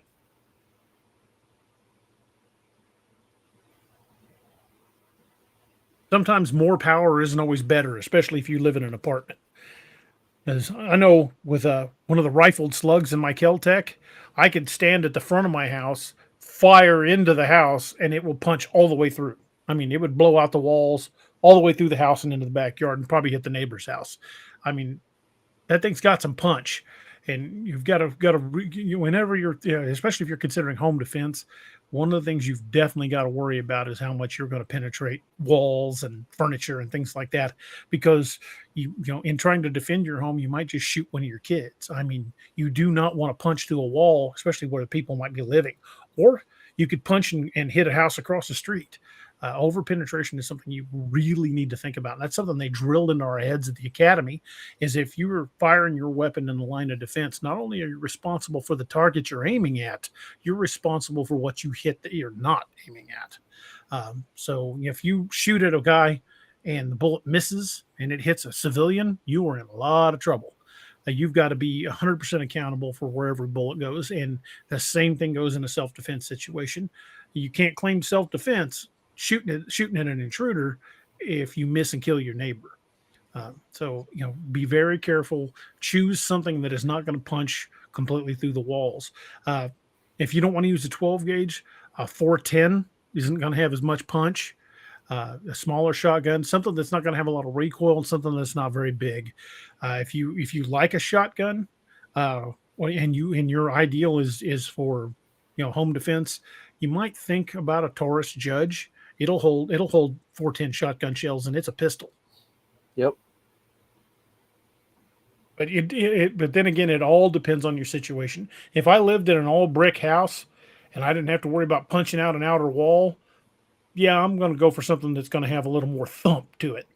But and I'm going to carry something totally different if I go out to Combs Ferry than I am if I'm going to go out in my backyard looking for an intruder. I'm not going to take 3-inch police magnums out in my backyard because I've got neighbors.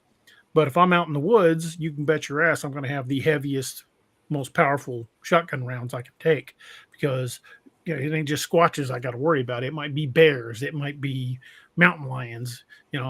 My whole plan is to make sure that me and the people I go with come home safely. Still says, how about some rock salt? Rock salt's a pretty good deterrent, but I can tell you, much like pepper spray, if your target is high as a kite, or as I like to say, high enough to hunt ducks with a rake, pepper spray and rock salt may not be the deterrent you think it is. I've seen guys just wipe their face off and keep fighting after getting pepper sprayed.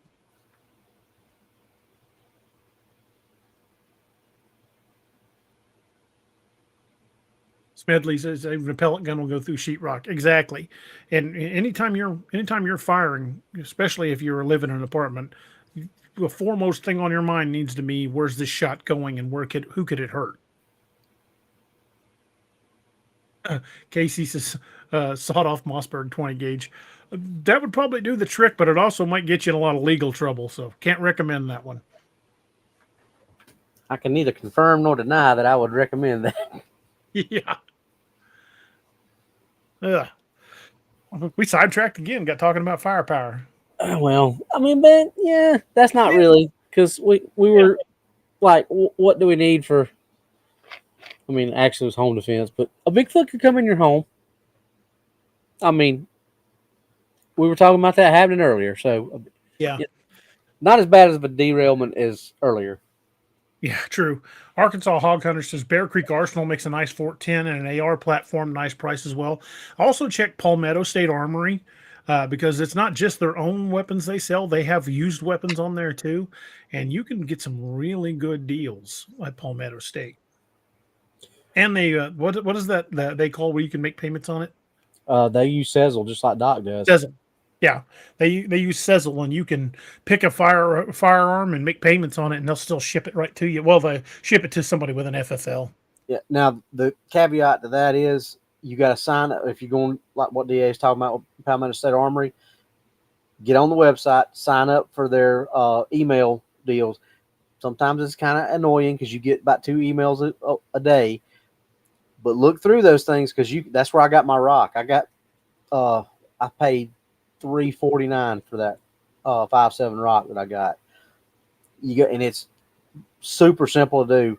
When you buy it, you go on and you put in whatever area that you live in, or you work in, or whatever. Look for your FFL dealer that you want to have it sent to.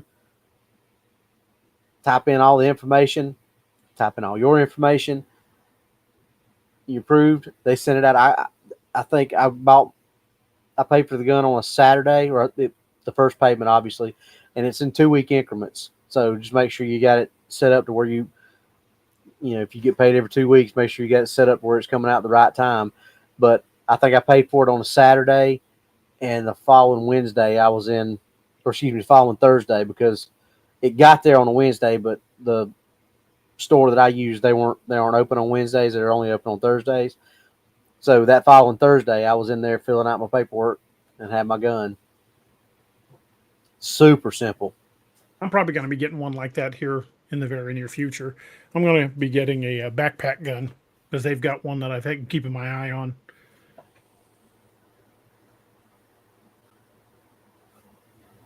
Hey, Bauer says Sezzle has been a blessing and a curse.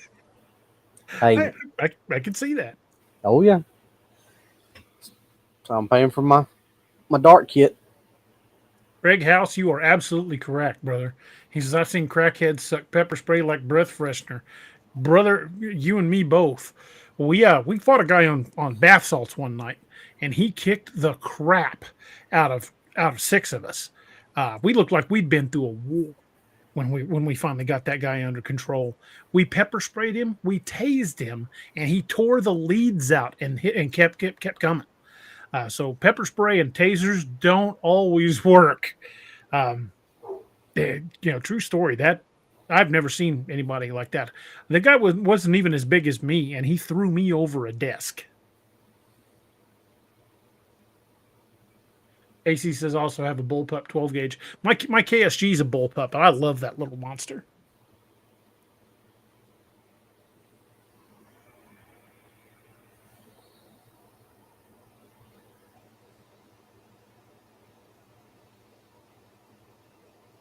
Oh, and one other thing I should have probably mentioned at some point.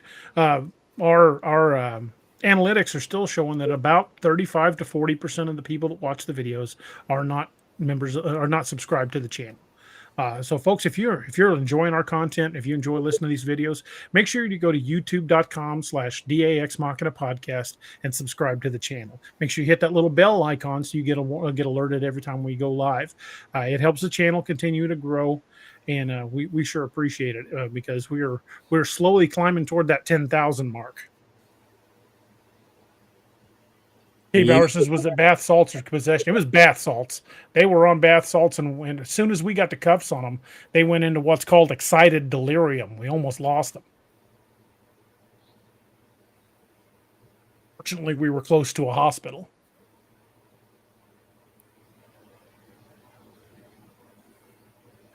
Arkansas Hog Hunter says backpack 50 Beowulf would be nice. I've been looking at one. I'd like to have one. I just can't afford one right now. Right now, because of all of the my health issues over the last 6 months, and it looks like I'm going to have to get a internal defibrillator implanted, which I'm not looking forward to. But I'll, that ain't going to slow me down, unless it kills me, and then I guess it will. But yeah, that we're going to get that defibrillator put in sometime this summer. And they're saying it's outpatient, and I should be back on my feet in like a day. But at some point this summer, I'm going to have that done, whether I like it or not. Because of all the medical issues I've had over the last 6 months or so, yeah, our finances are stretched tighter than a gnat's ass over a rainbow. So there's not going to be any big purchases in my near future.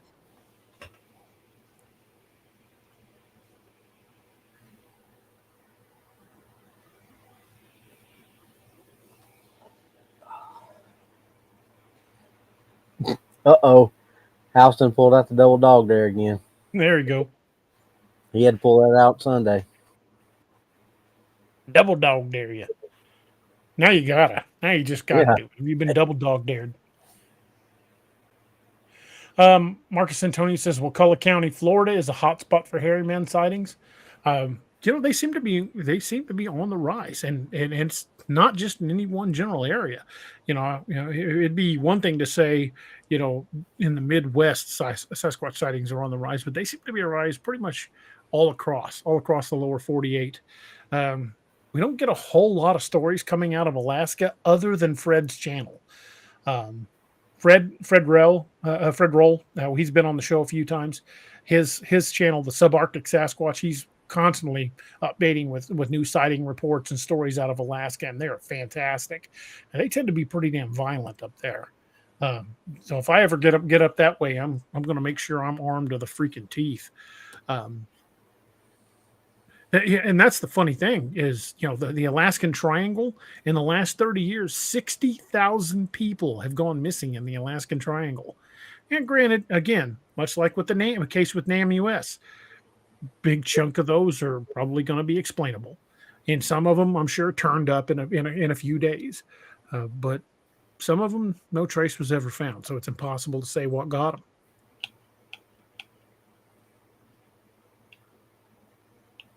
them. Casey Calloway says, who even came up with the bath salt thing? I have no idea. Mrs. Lene says it's the bottom of the hour. Well, alrighty then. I guess we'll take a quick second and talk about our other. Where the heck is that? I know it's right here on my desk somewhere. I keep burying it. There it is. Just right here. But yep, my dew claw. Not dew claw. My skein dew. Ken Brock over at BrockBlades.com, retired law enforcement, the tactical midget himself. He makes blades, custom blades in the shop behind his house. And now I know a lot of people would think that there's conflict of interest, us representing Scallywag and Ken Brock, but it's a whole different market. Whereas Scallywag's blades are absolute fine pieces of machinery, they are mass produced. They're if you put any two Scallywag blades side by side of the same mic, like the gunner's mate, they're identical. But these are both skein dews, and you can see how different they are. Even the blade shape is not identical. I think the blade Robbie's got's a little longer than this one. Handle's very different. But and that's what happens when you have somebody that's hand makes every blade. No two are going to be just alike. You can go to BrockBlades.com and order any number of the blades that he already has made, or you can order a custom and have it designed. Pick all the design qualifications yourself, and I guarantee you, anybody in your life that is an outdoorsman in any capacity or a first responder or military is going to love it. The gift of a custom blade is something that'll be cherished. And these are not meant to be set on a shelf and looked at. These are functional, high-quality steel blades. So check out BrockBlades.com, and don't forget to use discount code Cryptid10 for 10% off your order. And if you order a custom blade, make sure you mention you heard about it through DA Ex Machina, and he'll make sure you get your 10% even off a custom order. And we just got a super chat, didn't we? I thought that caught by. Casey Galloway goes 20. Hey, thank you, Casey. That is awesome. Thank you so much. You were talking, so I didn't want to cut in on you. Valerie Chu says more people go missing in the Black Triangle than the entire state population of Alaska. Doesn't surprise me. I mean, a lot of people go missing there. Linda Bergman says, I've never heard of bath salts other than rosin salt for soaking sprained ankles and sack. Do they drink bath water? No, I don't even really fully know what they do with the bath salts. I think they smoke it. But it's the chemicals in it is just, it does something to people. And when somebody's on bath salts, they don't feel pain. Pepper spray don't work. It just absolutely makes people almost superhuman. I mean, if Rodney's still in the chat, if he remembers, I've told a story about the little guy that I fought on. It's the one that, if he's still in chat, it's the one that we put in the back of Bobby's car, and he jumped out of the back of the car, handcuffed. But I'd fought him for like 15 minutes before y'all got there. That little kid was on bath salts, and he probably weighed maybe 115 pounds, soaking wet, carrying a brick. And I was probably 250 at the time, a lot better shape than I'm in now. And I was down on top of him, holding him down, and had my taser in his side, tasing him. And he stood up with me on his back and said, "Get that taser off me." Had another super chat from Marcus Antonius. Hey, man, thank you. Appreciate it. He says, Skunk Man is some BS. Here in Florida, we have bears, wolfmen, and gugways more than anyone could imagine. I've heard a lot of stories coming out of those swampy areas. I mentioned the synthetics. Yeah, some of those synthetics, some people use the synthetics and have no issues, but there are some people that use those synthetics and just go crazy. I can't explain it. I don't know what causes it, but it is insane what it does to some people. Yep. K. Bowers talking about the Florida zombie guy. I remember that one. Ate that dude's face. Mm-hmm. Well, they shot him like 9 times before he dropped. Something like that. Knowledge says my officers double tased the guy while I was frisking as a CO, and he said, "Ow, that hurts. Stop!" and then tried to kick me in the face. Yeah, I've seen people yank the leads out. Swear to God, just grab the wires and pull them. Seen it happen.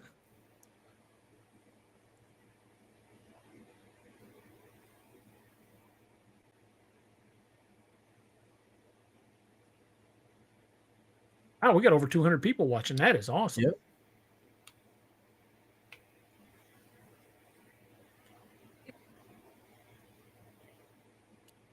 There was another daylight crossing down by other side of Branson, between Branson and Harrison, Arkansas, a couple weeks ago. Heard about it on a local radio show. They were talking about a lady was coming home from church, and this upright, dark-colored creature just ran across 65 highway right in front of her. And the other night, Noah's in chat. Noah's the only person I told about this. The other night, I took Noah out to his friend's house. He lives out in Fairgrove. Noah and I went out to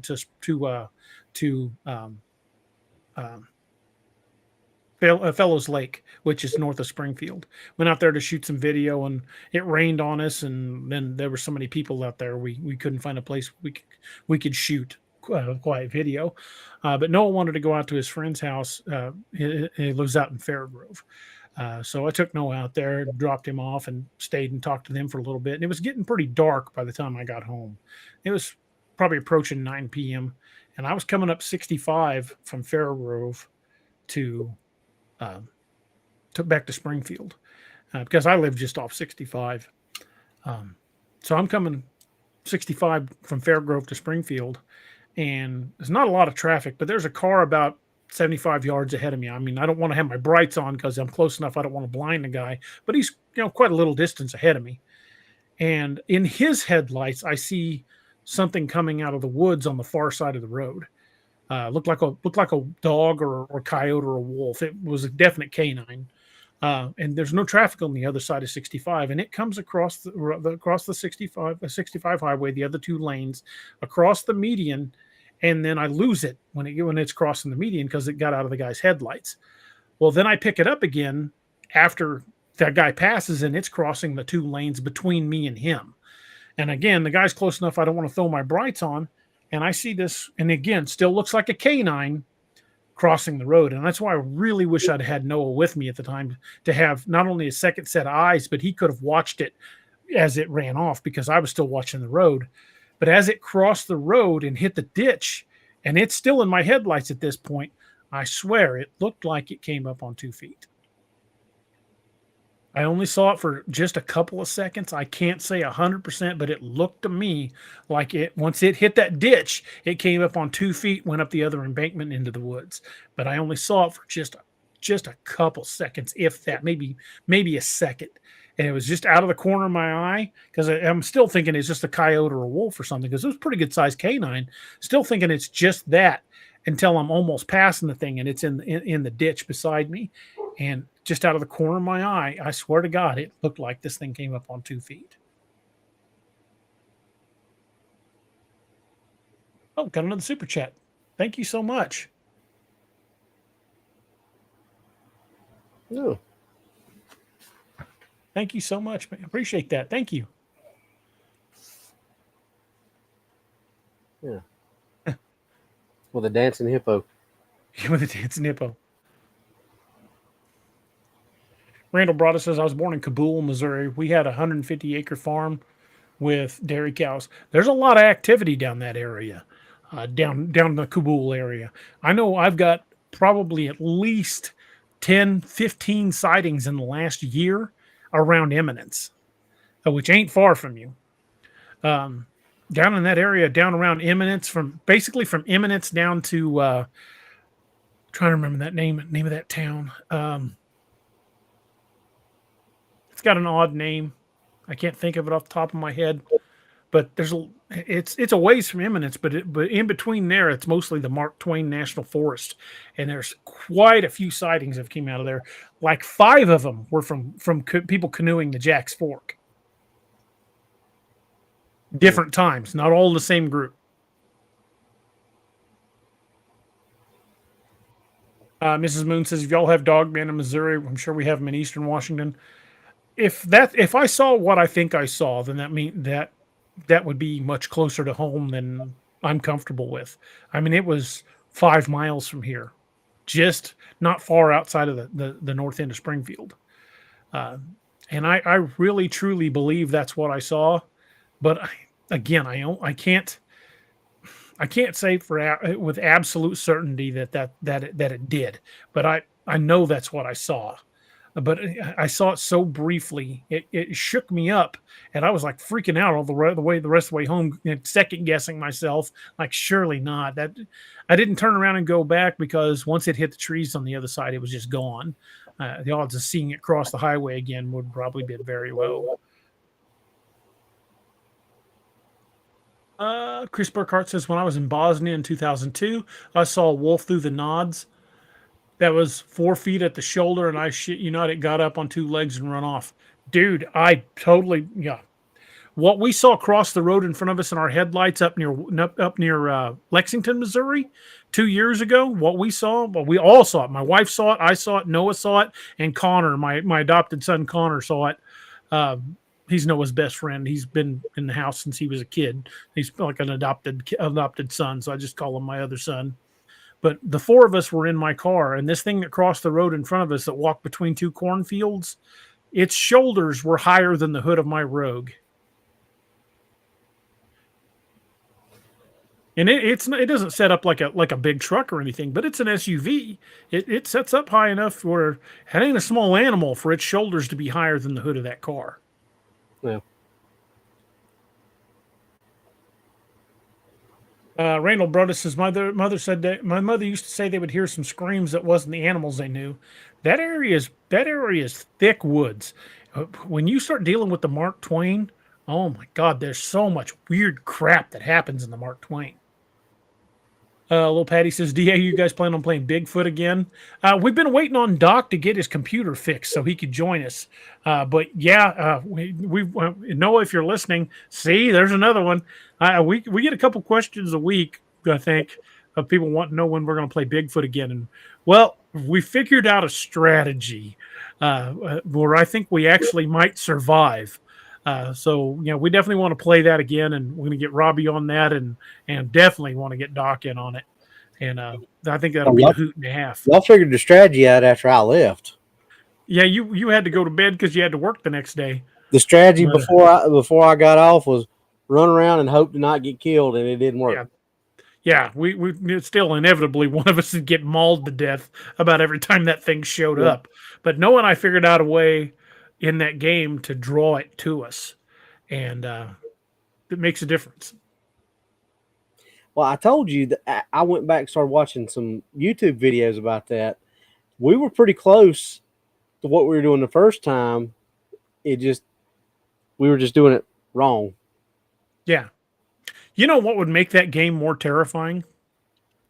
Lord, don't need to be no more terrifying. Yeah, the game is terrifying enough, but what would make that game absolutely more terrifying is if it was like the end of that movie. I can't remember what it was. The movie was called, where the guy killed it with the car, kept driving the station wagon into it. At the end, Abominable. I've seen the movie. I couldn't remember the name of it, but at the end, you see all those eyes in the trees. If you killed the Bigfoot in the game, and then all of a sudden there's all these eyes in the tree around you, that would be terrifying. And then it just fades out. The principal from the Breakfast Club. Yeah. Hey, pally, calm down there. K. Bauer says Doc's been in a shop welding steel plates on his snowmobile.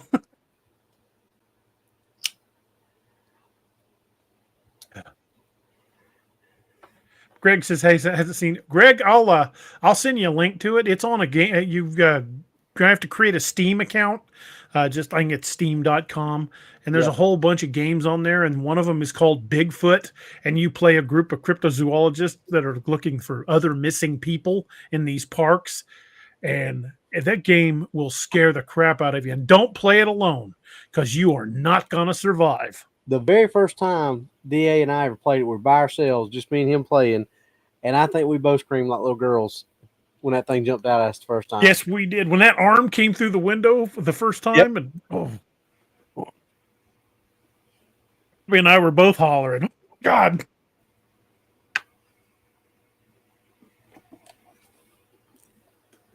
Kodiak says, "DA, when you're being trained with a taser, do you have to experience it?" Yes, you do. I've been tased several times and pepper sprayed more times than I care to count. Greg, I'll send it to you. And if you want to play with us sometime, that'd be a lot of fun.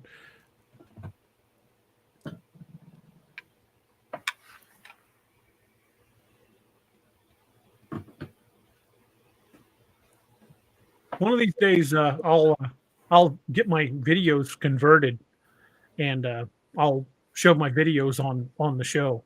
I've got my pepper spray video and my taser video from Greene County, and they said you couldn't show them on social media while you still work there. Well, I'm retired. I'm not going to work there again, so I'd be fine to show mine.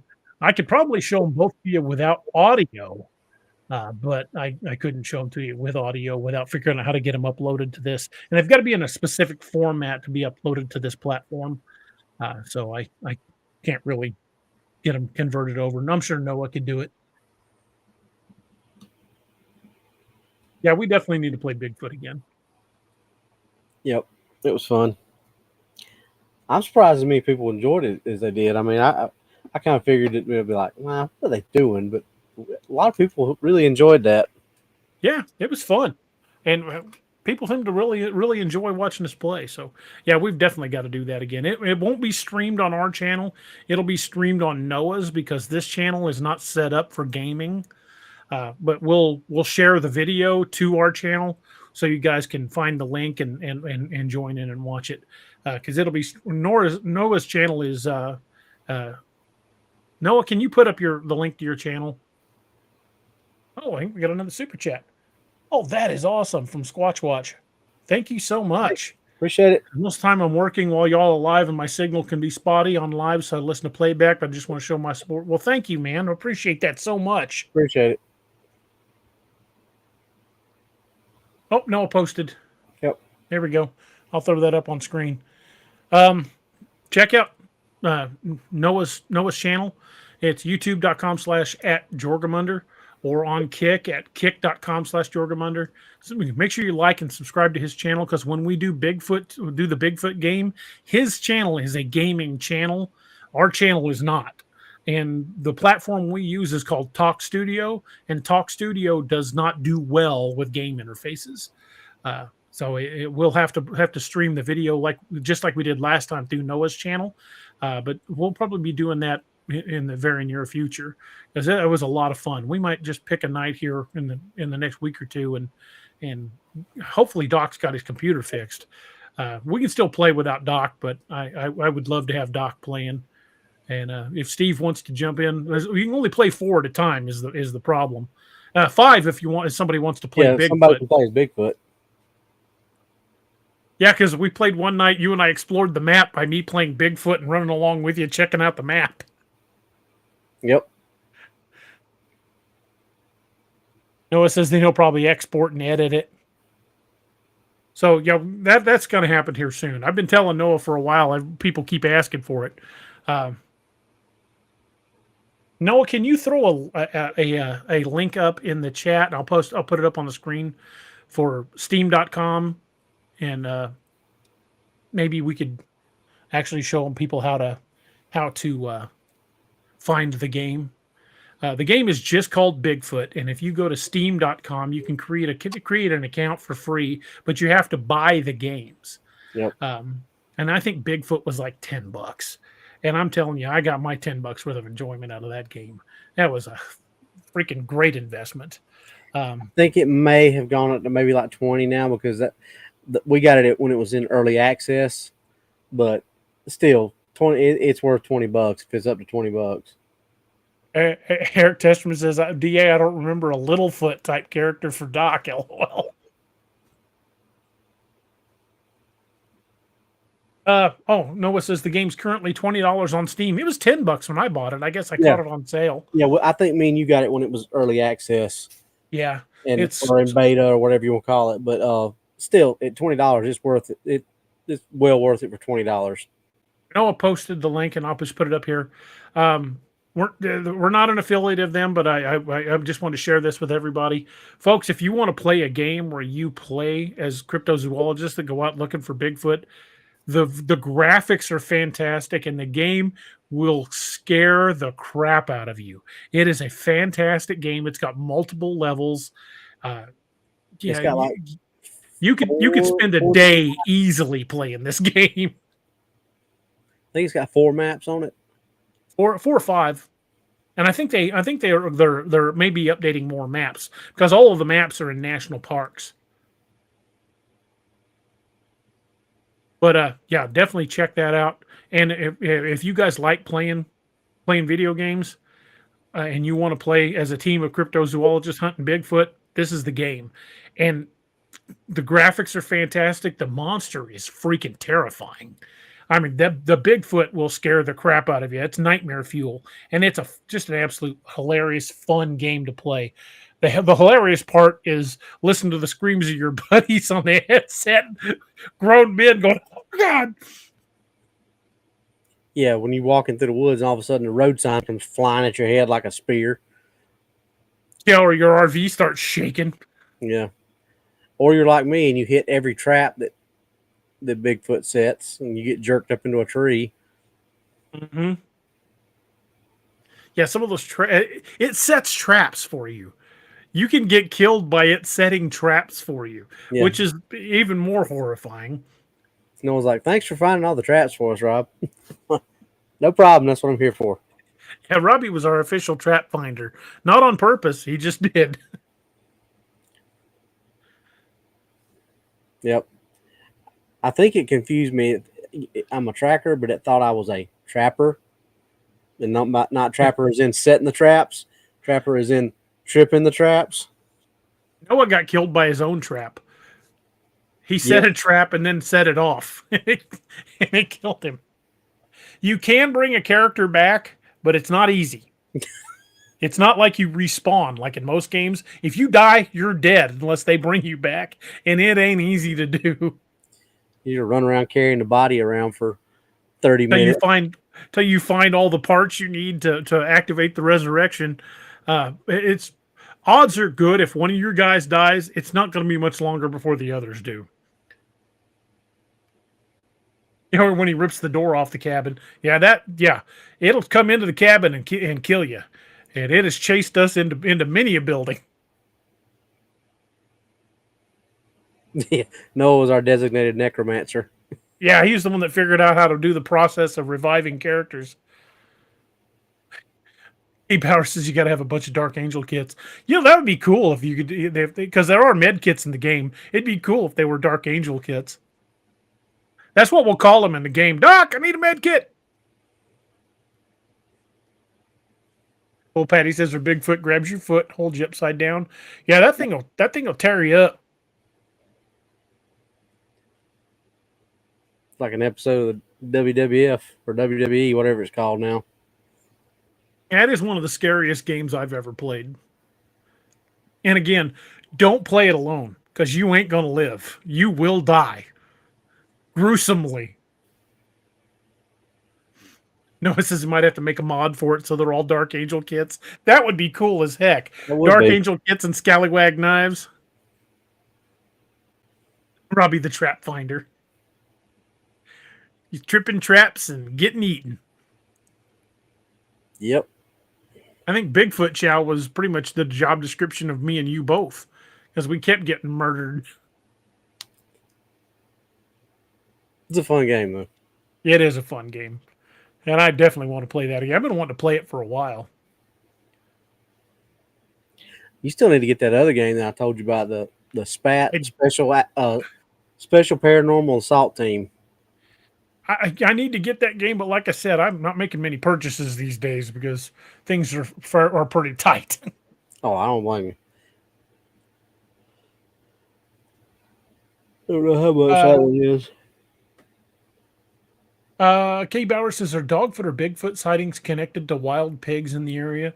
Well, we know from lots of different sightings and encounter stories that feral pigs are on the menu. So I would say much like when we were talking about Bigfoot habitat, uh, is there a food source in the area? You're not going to find any large predators in the area where there's nothing to eat. Bigfoot and Dogman are going to behave just like bears, mountain lions.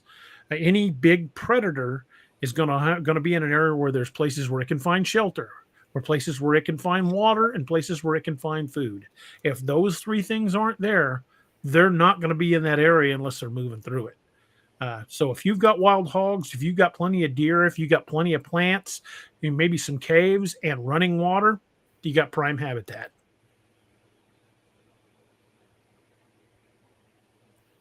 Yep.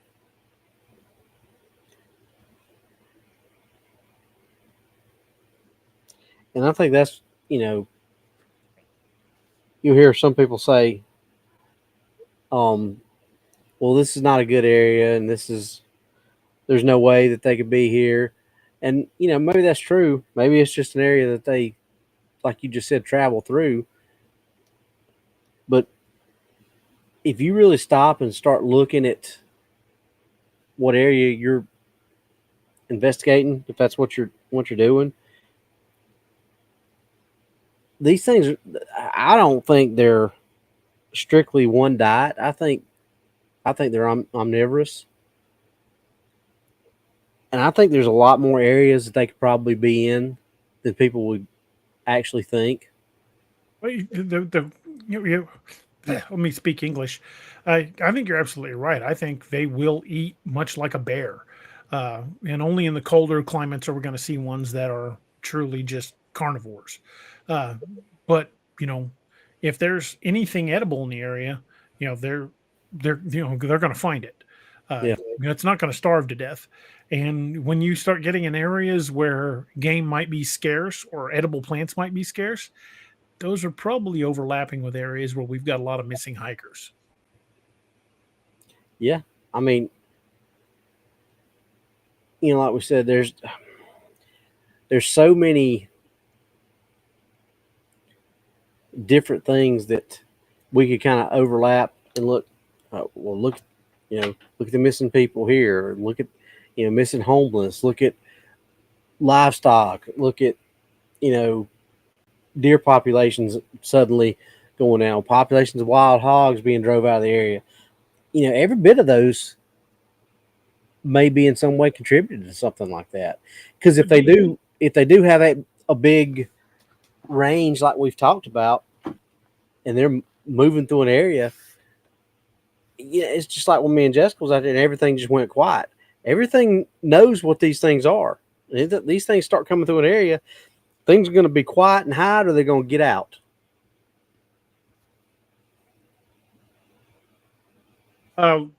Lead-Laced Anarchy says, "What is Ohio Grassman? Bigfoot, another cryptid? I think it's just the local name for Bigfoot. Kind of like Momo the monster here in Missouri. I think it's just a Bigfoot type creature, and that's what they locally call it. Yep. Like down in the South, they call them boogers. There are places down in Oklahoma where they call them wood boogers. I just think a lot of local places have different names for them, and I've heard them referred to as boogers here in Missouri too. My grandparents used to say, "You better be back in the yard or in the house before dark, because the boogers will get you." So there are lots of different regional places have different names for it, but I think personally, I think it's just a Bigfoot type creature. Well, Patty says, "Noah, can you put up your YouTube channel again?"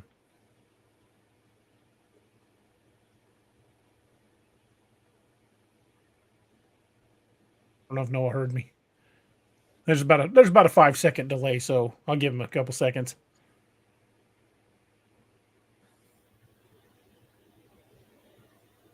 Roxanne says my grandpa called them tree apes. I've heard that too. I've heard wood apes, heard tree apes, Wood boogers. boogers.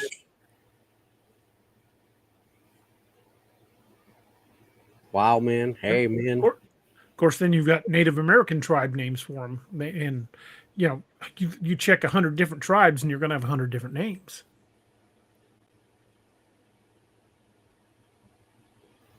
He says, yeah, down here in the South, I've heard them called booger a lot. Up north, it was Momo. Yeah, generally, if you get up anywhere near St. Louis or north, Momo is what they generally use. The first Momo, the monster sightings were in 1972 in Louisiana, Missouri, which is north of St. Louis. The first sighting was down. I don't know if any of y'all have been to Louisiana, Missouri, but it's not a real big town. And there's a river at the edge of town with a bridge over it, and one of the first sightings was under that bridge. Hey, Henry. There's Noah's YouTube again. Miss Lene says we just hit the 2-hour mark. I'll put Noah's YouTube up again. So yeah, y'all, if you want to watch us play Bigfoot, probably Noah said he's going to resume streaming again probably on Monday. So once he gets his stream lined out, we'll plan one. It'll probably be in the next week or two. I think Noah's seen that there's a demand for it, so I think we could probably get a bunch of people watching, and we'll make sure we announce it here on the show before we do it. That way, we can let you all know in advance, because unless you're subscribed to Noah's channel, you may not get the warning. But I'll probably also put up a short video here on the channel with the link. Noah and I shoot little short videos, promotional videos sometimes. I'll probably do a YouTube short talking about when we're going to play the game, and again posting the link to Noah's channel. And we'll probably do that the day before or the day of the when we do it. Arkansas says, I've heard some folks call them gallywomps. I've heard gallywomps. I've heard wampus cat is referred to a Bigfoot, but I've also heard wampus cat referred to as a cat. Woolly burgers. Legend. Yeah, woolly burgers. I've heard that. Woolly monsters, woolly men. There are so many different names. Wild men. Okay, wampus cat is a Cherokee legend, and in the legend, now there are, like DA said, there's people who call Bigfoot creatures wampus cat, but the actual Cherokee legend was about a cat or a spirit that took the form of a cat, was killing all the braves in a village. So one of the braves that was killed, his wife had one of the shaman or medicine men make her a mask, and she went out, and she was the only one that was ever able to kill it. It's actually a pretty good. It is a good story. Legend. We should do a wampus cat show. Yeah, it was. I enjoyed researching that one, obviously because of the heritage in it, but it's actually a really good. If you read the story itself is pretty amazing how they wrote it. It is a really cool story.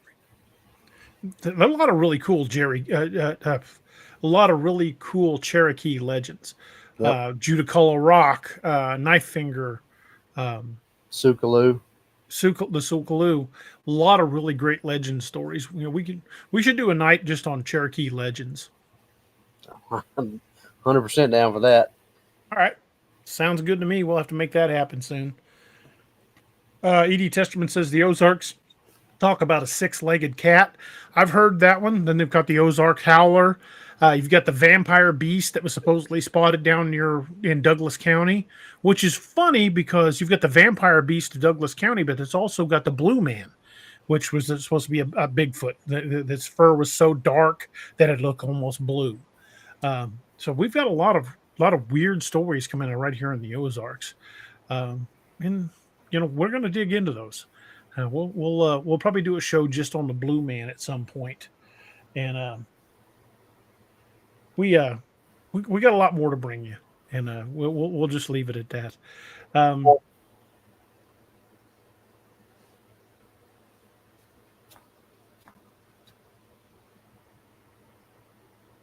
So yeah, we've got a lot of material yet to come. But now that it's after the top of the 2 hour mark, we'll go ahead and start winding things down for the night.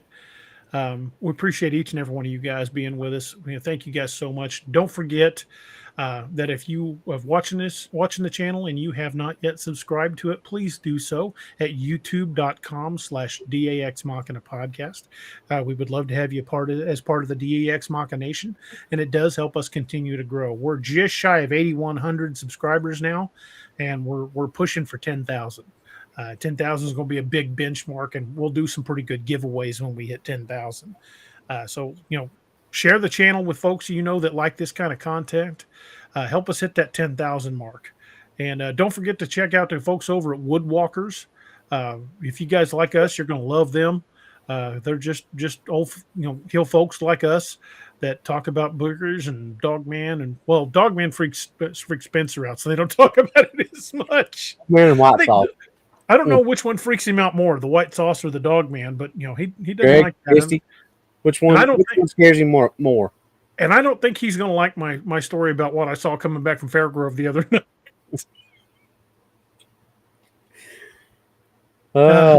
We love those guys. It's a great channel. Check out Woodwalkers. Check out Robbie's channel. What's Really Out There? That's right. What's Really Out Here? Right out there, right here on YouTube. He's also on. What else are you on?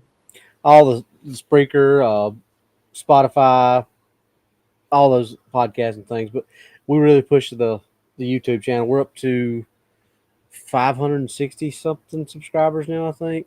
Nice. So check out Robbie's channel. Give them a like, share and subscribe. Give them a big old thumbs up from Poppy. Sorry, there's a. If you get that reference, you definitely had kids. But again, folks, thank you guys for being with us tonight. We enjoy these conversations, and we said it many times, and I will always say it. We don't have fans, we have friends, and we're proud to know each and every one of you, and we're thankful to have you here. Big shout out to the mods. You guys kicked ass tonight. Really appreciate you guys. Hashtag DAX mods rock. We got some awesome mods that do a fantastic job, and we've got the best fans on YouTube. You guys are so awesome. We're happy to have you guys here. We have great chat going on. We don't ever have problem people showing up in the chat. The mods are really good about keeping that sort of thing at bay. But we appreciate how each and every one of you guys comes here just to share ideas and ask questions and to be part of the family. There's no drama here, and we're going to keep it that way. Thank you guys for that. And we appreciate that so much. But want to wind up the show with something I always want to talk about because it's near and dear to my heart, and it's doubly so this week. Is the 22 a Day Foundation. We lose 22 veterans a day to suicide, and I don't even know how many first responders, because men and women in uniform go through stresses that most people will never understand, and sometimes they face those demons, and just to be honest, not saying anything bad, but this was a rough week for me, and my network really showed up in force. I had a lot of people checking on me. That's why we missed the last two shows. Part of it was because I was sick, but part of it I was just absolutely stressed beyond words. Got a lot of irons in the fire right now, and I'm trying to figure out how to get things done. And it's still not clear, but you can't see the jungle for the trees, but I'm hacking away with my scallywag and trying to get through it. But thank you guys for being part of it. But if you've got friends and family that are first responders or veterans or even active military, doesn't matter what branch, doesn't matter what capacity, check on them once in a while, because even the ones you really need to check on are the ones that seem like they don't need it at all. We all fight demons, and sometimes those demons win. And at least 22 times a day they do, and that is 22 times too many.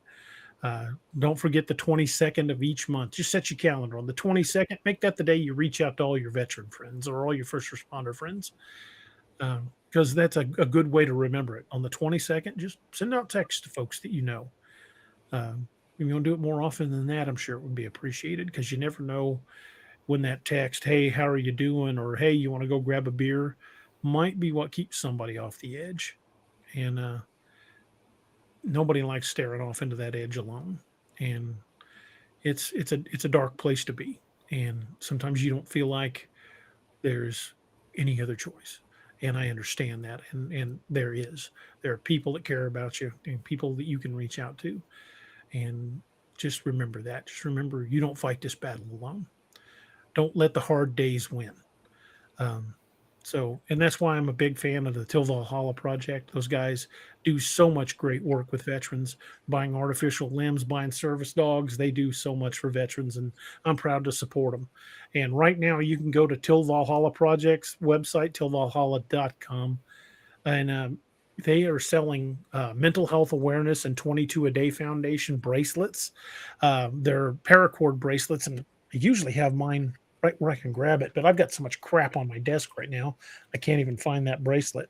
But they've got your usual metal bracelets like this. This is a law enforcement support bracelet. They've got some metal ones like that say 22 a day, and they've got some paracord bracelets. They just got some new ones, and I just ordered the mental health awareness one. I'm hoping I get it like next week. But I also ordered a couple t-shirts from them. One of them says, "Don't let the hard days win." And that's a good motto for us to remember. Do not let the hard days win. So again, reach out to your veteran friends, your first responder friends, and let them know you're thinking about them, because you never know when someone is struggling that you have no idea. We don't know the battles that everybody fights. So be kind. Be kind to those that, when you see somebody staring off into the distance, it may not be because they're not paying attention. It may be because they're dealing with something. Some scars don't show. We've all got scars on our skin that show, but there's some scars that are so deep that we never show them to the world. And those are the ones that sometimes can still kill us years later. So reach out, let them know. Remember the 22nd of each month, and reach out to those friends and family. Thank you guys so much for being with us tonight. We've been ending the show with a toast here lately. And it's from an old Irish drinking song called The Parting Glass. It's a beautiful tune. The words are pretty haunting when you listen to it. There's a version of it on YouTube that I really like. I think they're called the Face Band, or the Face Group. But they sing a cappella. They're an Irish band that does a cappella, and they do a version of The Parting Glass that's just absolutely beautiful. The Ed Sheeran version's pretty good too, but The Parting Glass is an old song. It's a couple hundred years old at least. But it's a beautiful tune, and it was sung at the end of the night at bars all across Ireland, and now Irish pubs all over the world, to raise a glass to those that you're leaving that night to say goodnight. But it's also more than that. When you listen to lyrics, it's about saying goodbye and raising a glass to those who have gone before, those who are no longer here to join us. So I don't care what you're drinking. I'm drinking water tonight.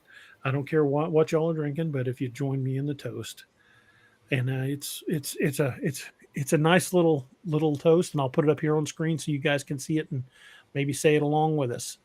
But this is from The Parting Glass. But since it fell into my lot that I should rise and you should not, I'll gently rise and softly call. Good night, and joy be to you all. Good night, everyone.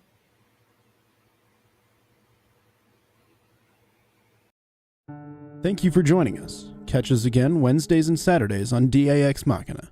A special thanks to all our channel members and Patreon supporters. Please make sure to like, share, and subscribe.